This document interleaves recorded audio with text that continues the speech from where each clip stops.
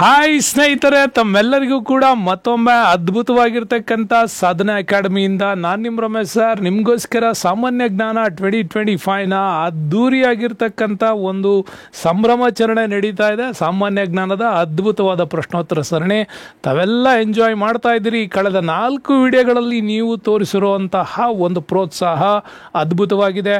ನೋಡಿದವರು ಸುಮ್ಮನೆ ಇರಬೇಡಿ, ಒಂದು ಲೈಕ್ ಹಾಕಿ, ಹಾಗೆ ನಿಮ್ಮ ಸ್ನೇಹಿತರಿಗೂ ಕೂಡ ಇದನ್ನು ಪರಿಚಯ ಮಾಡಿದ್ರೆ ನೀವು ಕೂಡ ಚಾನಲ್ನ ಅದ್ಭುತವಾದ ಬೆಳವಣಿಗೆಗೆ ಸಹಕಾರಿಯಾಗುತ್ತೆ ಅಂತ ಹೇಳ್ತಾ, ಇದು ನಮ್ಮ ತರಗತಿ ಸೆಷನ್ ನಂಬರ್ 5. ಮರಿಬೇಡಿ, ಈ ಸೆಷನ್ಗಿಂತ ಮುಂಚೆ 4 ವಿಡಿಯೋಗಳನ್ನು ನೋಡಿದ್ರೆ ಆ ಕಂಟಿನ್ಯೂಸ್ ಸೀರೀಸ್ನ ನೀವು ಕಂಟಿನ್ಯೂ ಮಾಡ್ಕೊಂಡು ಹೋಗ್ಬೋದು ಅಂತ ಹೇಳ್ತಾ, ಸೊ ಇವತ್ತಿನ ನಮ್ಮ ವಿಡಿಯೋದಲ್ಲಿ ಮುಂದಿನ ಏನು ವಿಚಾರ ಇದೆ ಅಂಥೇಳಿ ನೋಡೋಣ. ಹಾಗೆ ನೋಡ್ತಾ ಇದ್ರೆ ಗೊತ್ತಾಗುತ್ತೆ, ಅಬ್ಬಬ್ಬಾ ಭಾಳ ಅದ್ಭುತವಾದ ಪ್ರಶ್ನೆ ಒಂದು ನಿಮ್ಮ ಮುಂದೆ ಬಂತೀಗ. ನೋಡಿ, ಪ್ರಸಿದ್ಧ ಹಾಡು ಸಾರೆ ಜಹಾಂ ಸೆ ಅಚ್ಚಾ, ಇದನ್ನು ಬರೆದವರು ಯಾರು ಅಥವಾ ರಚಿಸಿದವರು ಯಾರು ಅನ್ನುವಂಥ ಕಾನ್ಸೆಪ್ಟಲ್ಲಿ ಮಾತಾಡೋಣ. ಭಾರತದ ರಾಷ್ಟ್ರೀಯ ಚಳುವಳಿ ತಮ್ಮೆಲ್ಲರಿಗೂ ಗೊತ್ತಿದೆ. ಈ ರಾಷ್ಟ್ರೀಯ ಚಳುವಳಿಯನ್ನು ಓದುವಾಗಲೂ ಕೂಡ ಭಾಳಷ್ಟು ತಪ್ಪಾಗಿ ಓದುವಂಥ ವಿದ್ಯಾರ್ಥಿಗಳ ಸಮೂಹ ನಾನು ನೋಡಿದ್ದೀನಿ. ಆದರೆ ಮಾಡರ್ನ್ ಇಂಡಿಯನ್ ಹಿಸ್ಟ್ರಿ ನೀವು ಓದ್ತೀರಾ ಅಂತಂದರೆ 3 ಪಾರ್ಟ್ಗಳಲ್ಲಿ ಕರೆಕ್ಟಾಗಿ ಡಿವೈಡ್ ಮಾಡ್ಕೊಂಡು ಓದಿ. ಒಂದು, ನೀವು ಓದುವಂಥ ಸಂದರ್ಭದಲ್ಲಿ 1453ರ ಆಟೋಮನ್ ಟರ್ಕ್ಸ್ನಿಂದ ನೀವು ಸ್ಟಾರ್ಟ್ ಮಾಡಿದ್ರೆ ಅಪ್ ಟು ನೀವು ಬರಬೇಕು 1857ವರೆಗೆ ಇದನ್ನು ಓದ್ತೀರಾ. ಆ್ಯಂಡ್ ದೆನ್ 1857ನಿಂದ ನಮ್ಮ ಕ್ರಾಂತಿಗಳು ಶುರುವಾದಾಗ 1885ರವರೆಗಿನ ರಾಷ್ಟ್ರೀಯ ದಂಗೆಗೆ ಮೊಮೆಂಟಮ್ ಆಗುವುದನ್ನು ಓದಬೇಕು. ವೆನ್ ಕಾಂಗ್ರೆಸ್ ಸ್ಟಾರ್ಟ್ ಆಗುತ್ತಲ್ಲ 1885ರಿಂದ 1947ವರೆಗಿನ ಕಂಪ್ಲೀಟಾಗಿ ನೀವು ಇಂಡಿಯನ್ ಹಿಸ್ಟ್ರಿಯನ್ನು ಪ್ಯಾಕೇಜ್ ಮಾಡ್ಕೊಂಡು ಮಾಡರ್ನ್ ಇಂಡಿಯನ್ ಹಿಸ್ಟ್ರಿ ಓದಿದರೆ ಇಲ್ಲಿ ಯಾವುದೂ ಘಟನೆಗಳು ಮಿಸ್ ಆಗೋದಿಲ್ಲ. ಆದರೆ ಈ ಪ್ರಶ್ನೆ ಬಂದಿರೋದು ನಿಮಗೆ 3rd ಪಾರ್ಟಲ್ಲಿ ನ್ಯಾಷನಲ್ ಮೂಮೆಂಟ್ ಏನು ನಡೀತಾ ಇತ್ತು, ಆ ನ್ಯಾಷನಲ್ ಮೂಮೆಂಟ್ ನಡೆಯೋ ಸಂದರ್ಭದಲ್ಲಿ ಸಾರೆ ಜಹಾಂ ಸೆ ಅಚ್ಚಾ ಹಿಂದೂಸ್ತಾನ್ ಹಮಾರಾ ಅನ್ನುವಂಥ ಈ ಗೀತೆ ಬಹಳಷ್ಟು ಇಡೀ ಭಾರತದಲ್ಲಿ ಒಂದು ಸಂಚಲನವನ್ನು ಕ್ರಿಯೇಟ್ ಮಾಡಿತ್ತು. ಇಲ್ಲಿ ನಮಗೆ ಅದೇ ಪ್ರಶ್ನೆ ಕೇಳಿರೋದು, ಇದನ್ನು ಬರೆದವರು ಯಾರು ಅಂತ. ಸುಮ್ಮನೆ ಜಸ್ಟ್ ಅನಾಲಿಸಿಸ್ ಮಾಡಿದ್ರೆ ನಿಮ್ಗೆ ಈ ಪ್ರಶ್ನೆ ಅರ್ಥ ಆಗೋಗುತ್ತೆ. ಇದನ್ನು ಬರೆದವ್ರು ಯಾರು ಅಂತಲೂ ಕೂಡ ನೀವು ಈಸಿಯಾಗಿ ಇದನ್ನು ಹೇಳ್ತೀರಾ. ಪ್ರಸಿದ್ಧವಾಗಿರ್ತಕ್ಕಂಥ ಈ ಹಾಡು ಸಾರೆ ಜಹಾಂ ಸೆ ಅಚ್ಚಾ ಹಿಂದೂಸ್ತಾನ್ ಹಮಾರಾ ಇದೆಯಲ್ಲ, ಇದನ್ನು ರಚಿಸಿದವರು ಮೊಹಮ್ಮದ್ ಇಕ್ಬಾಲ್ ಅವರು. ಓಕೆ, ನಿಮ್ಗೆ ಕೆಲವು ಕಡೆ ಇದನ್ನೆಲ್ಲ ಭಾಳಷ್ಟು ಕಡೆ ಈ ವಿಚಾರ ಬಂದಿರುತ್ತೆ, ತಾವೆಲ್ಲ ನೋಡಿರ್ತೀರಿ. ಅದರಲ್ಲಿ ಜಯದೇವ್ ಅಂತೂ ಕೂಡ ನಿಮಗೆ ನ್ಯಾಷನಲ್ ಹಿಸ್ಟ್ರಿನಲ್ಲಿ ಹೆಸರು ಬರೋದಿಲ್ಲ. ನಿಮಗೆ ಫೈಜ್ ಅಹಮದ್ ಫೈಜ್ ಇವರು ಕೂಡ ಅದೇನೋ ಬರೋದಿಲ್ಲ. ಬರೋದು ರವೀಂದ್ರನಾಥ್ ಟ್ಯಾಗೋರ್ ಅವ್ರ ಹೆಸರು. ರವೀಂದ್ರನಾಥ್ ಟ್ಯಾಗೋರ್ ಅವ್ರ ಹೆಸರು ಬಂತು ಅಂದರೆ ನಿಮಗೆ ಗೊತ್ತಾಗುತ್ತೆ. 2 ಇವೆಂಟಲ್ಲಿ ಇವ್ರನ್ನ ತುಂಬ ಅದ್ಭುತವಾಗಿ ಓದ್ತೀರಾ. ಗೀತೆಗಳ ವಿಚಾರದಲ್ಲಿ ಇವ್ರದ್ದು 2 ಇವೆಂಟ್ ಬರುತ್ತೆ. ಒಂದೇ ಮಾತರಮ್ಮನ್ನು ನ್ಯಾಷನಲ್ ಕಾಂಗ್ರೆಸ್ಸಲ್ಲಿ ಹಾಡಿದಂಥ ಮೊದಲನೇ ವ್ಯಕ್ತಿ ಯಾರು ಅಂತಂದರೆ ಅದು ರವೀಂದ್ರನಾಥ್ ಟ್ಯಾಗೋರ್ ಅವರು. ಇನ್ನು ರವೀಂದ್ರನಾಥ್ ಟ್ಯಾಗೋರ್ ಅವರು ಜನಗಣ ಮನವನ್ನು ಬರ್ತಾರೆ. ಈ ಜನಗಣ ಮನವನ್ನು ಈ ಹಿಂದೆನೂ ಕೂಡ ಹೇಳಿದ್ದೀನಿ, ತತ್ವಬೋಧಿನಿ ಪತ್ರಿಕೆಯಲ್ಲಿ ಮೊದಲು ಪ್ರಕಟ ಆದಮೇಲೆ ಇದನ್ನು ಒಂದು ನ್ಯಾಷನಲ್ ಸಾಂಗ್ ಮಾಡಬೇಕು ಅನ್ನೋ ವಿಚಾರದಲ್ಲಿ ಒಂದೇ ಮಾತರಂಗೂ ಇದಕ್ಕೂ ಕಾಂಪಿಟೇಷನ್ ಶುರುವಾದಾಗ 1911ರಲ್ಲಿ ಆ ಗೀತೆಯನ್ನು ಬದಲಾಯಿಸಲಾಯಿತು. ಅಂಥ ಪ್ರಮುಖವಾಗಿರ್ತಕ್ಕಂಥ ಗೀತೆಗಳ ಬಗ್ಗೆ ಪ್ರತಿ ಬಾರಿ ಎಕ್ಸಾಮ್ಸಲ್ಲಿ ಕೇಳೋದು, ಒಂದೇ ಮಾತರಮನ್ನು ಬರೆದವ್ರು ಯಾರು ಅಂತ ಕೇಳ್ತಾರೆ. ಬಂಕಿಮಚಂದ್ರ ಚಟರ್ಜಿ ಅವರು ಇದನ್ನು ಬರೀತಾರೆ. ಬರೆದಾಗ ನಿಮಗೆ ಗೊತ್ತು, ಇದು ಇದ್ದಿದ್ದು ಆನಂದ ಮಠ ಅನ್ನುವಂತಹ ಕಾದಂಬರಿಯಲ್ಲಿ. ಕೆಲವು ಸಾರಿ ಹೇಳಿರ್ತೀನಿ ನಿಮಗೆ, ಆನಂದ ಮಠದಲ್ಲಿದೆ ಅನ್ನೋದು ಎಲ್ಲರಿಗೂ ಗೊತ್ತು. ಬಟ್ ಆನಂದ ಮಠ ಕಾದಂಬರಿಯನ್ನು ಯಾವ ವಿಷಯವನ್ನು ಇಟ್ಕೊಂಡು ಬಂಕಿಮಚಂದ್ರ ಚಟರ್ಜಿಯವರು ರಚನೆ ಮಾಡಿದ್ದಾರೆ ಅಂತ ಏನಾದರೂ ಪ್ರಶ್ನೆ ನೆಕ್ಸ್ಟ್ ವರ್ಷನ್ಸಲ್ಲಿ ನಿಮಗೆ ಅದು ಬಂದರೆ ನೆನ್ಪಿಟ್ಕೊಳ್ಳಿ, ಇದನ್ನು ಸನ್ಯಾಸಿ ದಂಗೆ ಅಂತ ಕರೀತಾರೆ. ಪಶ್ಚಿಮ ಬಂಗಾಳದಲ್ಲಿ ನಡೆದಂತಹ ಸನ್ಯಾಸಿ ದಂಗೆಯ ವಿಚಾರವನ್ನು ಇಟ್ಕೊಂಡು ಆನಂದ ಮಠ ಕಾದಂಬರಿಯನ್ನು ಬರೆಯುವಾಗ ಅದರಲ್ಲಿ ಒಂದು ಪದ್ಯವನ್ನಾಗಿ ಒಂದೇ ಮಾತರಮನ್ನು ರಚನೆ ಮಾಡ್ತಾರೆ. ಸೊ ಈ ಒಂದೇ ಮಾತರಮನ್ನು INCನಲ್ಲಿ ಮೊದಲ ಬಾರಿಗೆ ಹಾಡಿದವರೇ ರವೀಂದ್ರನಾಥ್ ಟ್ಯಾಗೋರ್ ಅವರು. ಆ ಸಂದರ್ಭಕ್ಕೆ ಭಾರತದ ರಾಷ್ಟ್ರೀಯ ಗೀತೆ ಆಗಬೇಕಾಗಿತ್ತದು, ಅದು ಆಗಲಿಲ್ಲ. ಯಾಕೆ ಅಂತಂದರೆ ಆ ಸೆಷನ್ಸಲ್ಲಿ ಅಧ್ಯಕ್ಷರಾಗಿದ್ದಂಥವನು ಒಂದು ಮಾತು ಹೇಳ್ತಾನೆ, ಒಂದೇ ಮಾತರಂ ಇರುವಂತಹ 5 ಚರಣಗಳು ಬಿಟ್ಟು ಉಳಿದೆಲ್ಲ ಚರಣಗಳಲ್ಲಿ ಮೂರ್ತಿ ಪೂಜೆ ಕಲ್ಪನೆ ಇದೆ, ಇದು ನನ್ನ ಧರ್ಮಕ್ಕೆ ವಿರೋಧವಾಗಿದೆ, ಹಾಗಾಗಿ ಇದನ್ನು ನಾನು ರಾಷ್ಟ್ರಗೀತೆ ಮಾಡೋದಕ್ಕಾಗೋದಿಲ್ಲ ಅಂತ ಹೇಳ್ತಾನೆ. ಸೊ ಅವತ್ತಿಂದ ಒಂದೇ ಮಾತರಂ ರಾಷ್ಟ್ರಗೀತೆಯ ಒಂದು ಪರಿಪಾಠದಿಂದ ಕೆಳಗೆ ಬಂತು. ಅದಾದ ನಂತರ ಜನಗಣಮನ ನಿಮಗೆಲ್ಲ ಗೊತ್ತಿದೆ. ರವೀಂದ್ರನಾಥ್ ಟ್ಯಾಗೋರ್ ಅವರು ಭಾರತಕ್ಕೆ ಭೇಟಿ ನೀಡಿದಂತಹ 5ನೇ ಜಾರ್ಜ್ ಏನು ಬಂದಿದ್ದ ಭಾರತಕ್ಕೆ, ಈ 5ನೇ ಜಾರ್ಜ್ ಬರುವಂತಹ ಸಂದರ್ಭದಲ್ಲೇ ಈ ಒಂದು ಜನಗಣಮನವನ್ನು ಬರೀತಾರವರು. ಹಾಗೆ ಬರೆದಂಥ ಗೀತೆ ಮುಂದೆ ರಾಷ್ಟ್ರಗೀತೆ ಆಗುತ್ತೆ. ಸೊ ಭಾರತ ಸರ್ಕಾರ ಕೂಡ ಅದನ್ನು ಒಪ್ಕೊಳ್ಳುತ್ತೆ ಅಂತ ನಿಮಗೆ ಗೊತ್ತಿದೆ. ಹಾಗೆ ಸಾರೇ ಜಹಾಂ ಸೆ ಅಚ್ಚಾ ಇದು ಮೊಹಮ್ಮದ್ ಇಕ್ಬಾಲ್ ಅವರು ಬರೆದಿರ್ತಕ್ಕಂಥದ್ದು. 1904 ಉರ್ದು ಭಾಷೆಯಲ್ಲಿ ಇದನ್ನು ಬರೆದು ಪ್ರಕಟ ಮಾಡ್ತಾರೆ. ಬಟ್ ಮೂಲತಃ ಇದು ಇಂಗ್ಲೆಂಡ್ನಲ್ಲಿ ಮೊದಲು ಪ್ರಕಟ ಆಗಿತ್ತು, ಆನಂತರ ಭಾರತದಲ್ಲಿ ಇದನ್ನು ಪರಿಚಯಿಸಲಾಯಿತು ಅಂತಲೂ ಕೂಡ ಹೇಳ್ತಾರೆ. ಸೊ ನಿಮಗೆ ಈ ಪ್ರಶ್ನೆಗೆ ಈ ವಿಚಾರಗಳು ಗೊತ್ತಾಗುತ್ತೆ. ಮತ್ತೊಂದು ಇಂಪಾರ್ಟೆಂಟ್ ಪ್ರಶ್ನೆ ಬರ್ತಾ ಇದೆ ನೋಡಿ, ಪಾರ್ಸಿಗಳ ಪವಿತ್ರ ಪುಸ್ತಕ ಯಾವುದು ಅಂತ. ನೋಡಿ, ಇಲ್ಲಿ ಥೋರಾ ಇದೆ, ಬೈಬಲ್, ಝೆಂಡ್ ಅವಸ್ಥಾ, ಕುರಾನ್ ಅಂತಿದೆ. ಆಲ್ರೆಡಿ ಬಿ ಆಪ್ಷನ್ ಮತ್ತು ಡಿ ಆಪ್ಷನ್ ನಿಮಗೆ ಈಸಿ, ಇದು ಯಾವಾಗಲೂ ನಿಮಗೆ ಗೊತ್ತಿರುತ್ತೆ ಬೈಬಲ್ ಯಾರ್ದು, ಕುರಾನ್ ಯಾರ್ದು ಅಂತ. ಉಳಿದಿರೋ 2 ಆಪ್ಷನ್ಸಲ್ಲಿ ಒಂದನ್ನು ನೀವು ಸೆಲೆಕ್ಟ್ ಮಾಡೋದಾದರೆ ಈಸಿ. 8ನೇ ಕ್ಲಾಸ್ ಪುಸ್ತಕ ಚೆನ್ನಾಗಿ ಓದಿದ್ದೀರಿ ಅಂತಂದರೆ ನೀವು ಈ ಪ್ರಶ್ನೆನ ಆರಾಮಾಗಿ ಬರೀತೀರಾ. ಅದೇನೇ ಝೆಂಡ್ ಅವಸ್ಥಾ ಏನಿದೆ, ಇದು ಪಾರ್ಸಿಗಳ ಪವಿತ್ರವಾದಂಥ ಪುಸ್ತಕ. ಮತ್ತು ಇತರ ಪುಸ್ತಕಗಳು ಯಾವುದು ಅಂತ ಒಮ್ಮೆ ನೀವು ಪರಿಪಾಲನೆ ಮಾಡಿ ನೋಡಿ. ಭಾಳಷ್ಟು ಜನರಿಗೆ ಒಂದು ಪ್ರಶ್ನೆ ಕೇಳ್ತಾ ಇರ್ತೀನಿ ನಾನು ಯಾವಾಗಲೂ, ಭಗವದ್ಗೀತೆ ಬರೆದವ್ರು ಯಾರು ಅಂತ ಕೇಳಿದ್ರೆ ಭಾಳ ಜನರಿಗೆ ಉತ್ತರನೇ ಹೇಳೋದಿಲ್ಲ. ಯಾಕೆ ಅಂತಂದರೆ ಮಹಾಭಾರತ ಬರೆದವ್ರು ಯಾರು ಅಂದ್ರೆ ಹೇಳ್ತೀರಿ, ರಾಮಾಯಣ ಬರೆದವ್ರು ಯಾರು ಅಂದ್ರೆ ಹೇಳ್ತೀರಿ. ಸೊ ಭಗವದ್ಗೀತೆ ಬರೆದವ್ರು ಯಾರು ಅಂದ ತಕ್ಷಣ ನಿಮ್ಮ ಬಾಯಿ ನಿಂತುಬಿಡುತ್ತೆ. ಭಗವದ್ಗೀತೆ ಇದೇನಿಲ್ಲ, ಮಹಾಭಾರತದ ಒಂದು ಪಾರ್ಟ್. ಹಾಗಾಗಿ ಇದು ಕೂಡ ವ್ಯಾಸ ಮಹರ್ಷಿಯವರ ನಮಗೇನು 18 ಘಟಕಗಳಲ್ಲಿ ಬರ್ತಕ್ಕಂಥ 17ನೇ ಘಟಕದ ಚರಣದಲ್ಲಿ ಈ ಒಂದನ್ನು ಪ್ರಸ್ತಾಪ ಮಾಡ್ತಾರೆ. ಭಾರತದ ಒಂದು ಪರಿಪೂರ್ಣವಾದಂಥ ವ್ಯಕ್ತಿತ್ವವನ್ನು ಬೆಳೆಸಲಿಕ್ಕೆ ಒಬ್ಬ ಮನುಷ್ಯನಿಗೆ ಅಗತ್ಯವಾಗಿರ್ತಕ್ಕಂಥ ಎಲ್ಲ ಸಲಹೆಗಳನ್ನು ಕೊಟ್ಟಿರ್ತಕ್ಕಂಥ ಒಂದು ಪುಸ್ತಕ ಅಂದರೆ ಅದು ಭಗವದ್ಗೀತೆ. ಹಾಗಾಗಿ ಭಗವದ್ಗೀತೆಯನ್ನು ಹಿಂದೂ ಧರ್ಮದ ಪವಿತ್ರ ಪುಸ್ತಕ ಅಂತ ಕರೀತಾರೆ. ಬಟ್ ಇಲ್ಲಿ ಯಾವುದೇ ರೀತಿಯಾದಂಥ ಧರ್ಮದ ಇಂಪ್ರೆಷನ್ಸ್ ಆಗಲಿ, ಊಹಾಪೋಹಗಳಾಗಲಿ, ಅಥವಾ ಇನ್ನೊಬ್ಬರ ಮೇಲೆ ಪ್ರಭಾವ ಬೀರಬೇಕು, ಇನ್ನೊಂದು ದೇಶದಲ್ಲಿ ಹೋಗಿ ಧರ್ಮ ಪ್ರಚಾರ ಮಾಡಬೇಕು, ಇನ್ನೊಂದು ಧರ್ಮಕ್ಕಿಂತ ನಾವೇ ಶ್ರೇಷ್ಠರಾಗಿ ಬೆಳಿಬೇಕು ಅನ್ನುವಂತಹ ಒಂದು ಒತ್ತಡದ ಅಂಶಗಳನ್ನು ಯಾವತ್ತೂ ಕೂಡ ಭಗವದ್ಗೀತೆ ಬೋಧನೆ ಮಾಡಲ್ಲ. ಭಗವದ್ಗೀತೆ ಬೋಧನೆ ಮಾಡೋದು ನೀನು ಪರಿಪೂರ್ಣನಾಗುವಂಥ, ಸುಸಂಸ್ಕೃತನಾಗುವಂಥ, ನೀನು ನಿನ್ನ ದಾರಿಯಲ್ಲಿ ಹೋಗುವ ಸಂದರ್ಭದಲ್ಲಿ ಬರುವಂಥ ಕಷ್ಟ ಸುಖಗಳನ್ನು ಜಯಿಸುವಂಥ ಮನಸ್ಥಿತಿಯನ್ನು ನೀನು ಬೆಳೆಸ್ಕೊ ಅಂತ, ನಿನ್ನನ್ನು ನೀನು ಪ್ಯೂರಿಫಿಕೇಷನ್ ಮಾಡ್ಕೊ ಅಂತಲೇ ಹೇಳೋದು. ಹಾಗಾಗಿ ಹಿಂದೂ ಧರ್ಮ ಈ ಪುಸ್ತಕವನ್ನು ತನ್ನ ಪವಿತ್ರ ಗ್ರಂಥ ಅಂಥೇಳಿ ಸ್ವೀಕಾರ ಮಾಡ್ತು. ಅದಾದಮೇಲೆ ಅಂಗಗಳು ಬರ್ತಾವೆ ನಿಮಗೆ ಜೈನ ಧರ್ಮದಲ್ಲಿ, ತ್ರಿಪೀಠಕಗಳು ಬರ್ತವೆ ಬೌದ್ಧ ಧರ್ಮದಲ್ಲಿ. ಇವುಗಳನ್ನು ಕೂಡ ನಮ್ಮಲ್ಲಿ ಪವಿತ್ರ ಗ್ರಂಥಗಳನ್ನಾಗಿ ತೆಕ್ಕೊಳ್ತಾರೆ. ಬಟ್ ಇವುಗಳು ಹೆಚ್ಚಾಗಿ ಯಾವುದರಿಂದ ಬಂದಂಥವು ಅಂತ ಬಂದರೆ ಅದು ಉಪನಿಷತ್ತುಗಳಿಂದ. ನೆನ್ಪಿಟ್ಕೊಳ್ಳಿ, ಉಪನಿಷತ್ತುಗಳ ಅನೇಕ ಅಂಶಗಳನ್ನು ತೆಗೆದುಕೊಂಡು ರಚನೆ ಮಾಡಿರೋದೆ ಈ 2 ಕಾನ್ಸೆಪ್ಟ್ಗಳು. ಇನ್ನು ಕುರಾನ್ ಬರುತ್ತೆ. ಕುರಾನ್ ಕೂಡ ಪರಿಪೂರ್ಣತೆಯನ್ನು ವಿವರವಾಗಿ ಹೇಳ್ತಕ್ಕಂಥ ಮತ್ತೊಂದು ಅದ್ಭುತವಾದ ಗ್ರಂಥ. ಇಸ್ಲಾಂಗೆ ಅಂದರೆ ಶುದ್ಧವಾದಂತಹ ಮನಸ್ಥಿತಿಯಿಂದ ಶುದ್ಧನಾಗಿರಬೇಕು ಅನ್ನೋ ಪರಿಸ್ಥಿತಿ, ಜಗತ್ತಿಗೆ ನೀನು ಅಭೂತಪೂರ್ವವಾದಂಥ ವ್ಯಕ್ತಿಯಾಗಿ ಬೆಳಿಬೇಕು ಅನ್ನುವಂಥ ಕಲ್ಪನೆ ಕುರಾನ್ನಲ್ಲಿ ಹೇಳುತ್ತೆ. ಹಾಗಾಗಿ ಕುರಾನ್ ಇಸ್ಲಾಂ ಧರ್ಮದ ಒಂದು ಪವಿತ್ರತೆಯ ಪುಸ್ತಕ ಅಂತ ಕೂಡ ಅವರು ಅದನ್ನು ಒಪ್ಕೊಳ್ತಾರೆ. ಸೊ ಬೈಬಲ್ ಬರುತ್ತೆ. ಕ್ರೈಸ್ತ ಧರ್ಮದಲ್ಲೂ ಕೂಡ 10 ಈಡಲ್ಸ್ ಅಂತ ಏನು ಕರಿತೀವಿ, ಹಳೆಯ ಒಡಂಬಡಿಕೆಗಳು ಅಂತ, ಅಲ್ಲಿಂದ ನಂತರದ ಪ್ರವೃತ್ತಿಯಲ್ಲಿ ಬೆಳೆದು ಬಂದಂತಹ ವಿಚಾರಧಾರೆಗಳನ್ನು ಬೈಬಲ್ ಹೇಳುತ್ತೆ. ಇನ್ನು ಝೆಂಡ್ ಅವಸ್ಥಾ ಇದು ಪಾರ್ಸಿ ಧರ್ಮ. ಸೊ ಪಾರ್ಸಿ ಧರ್ಮ ಭಾರತಕ್ಕೆ ಎಂಟ್ರಿ ಆಗಿತ್ತು.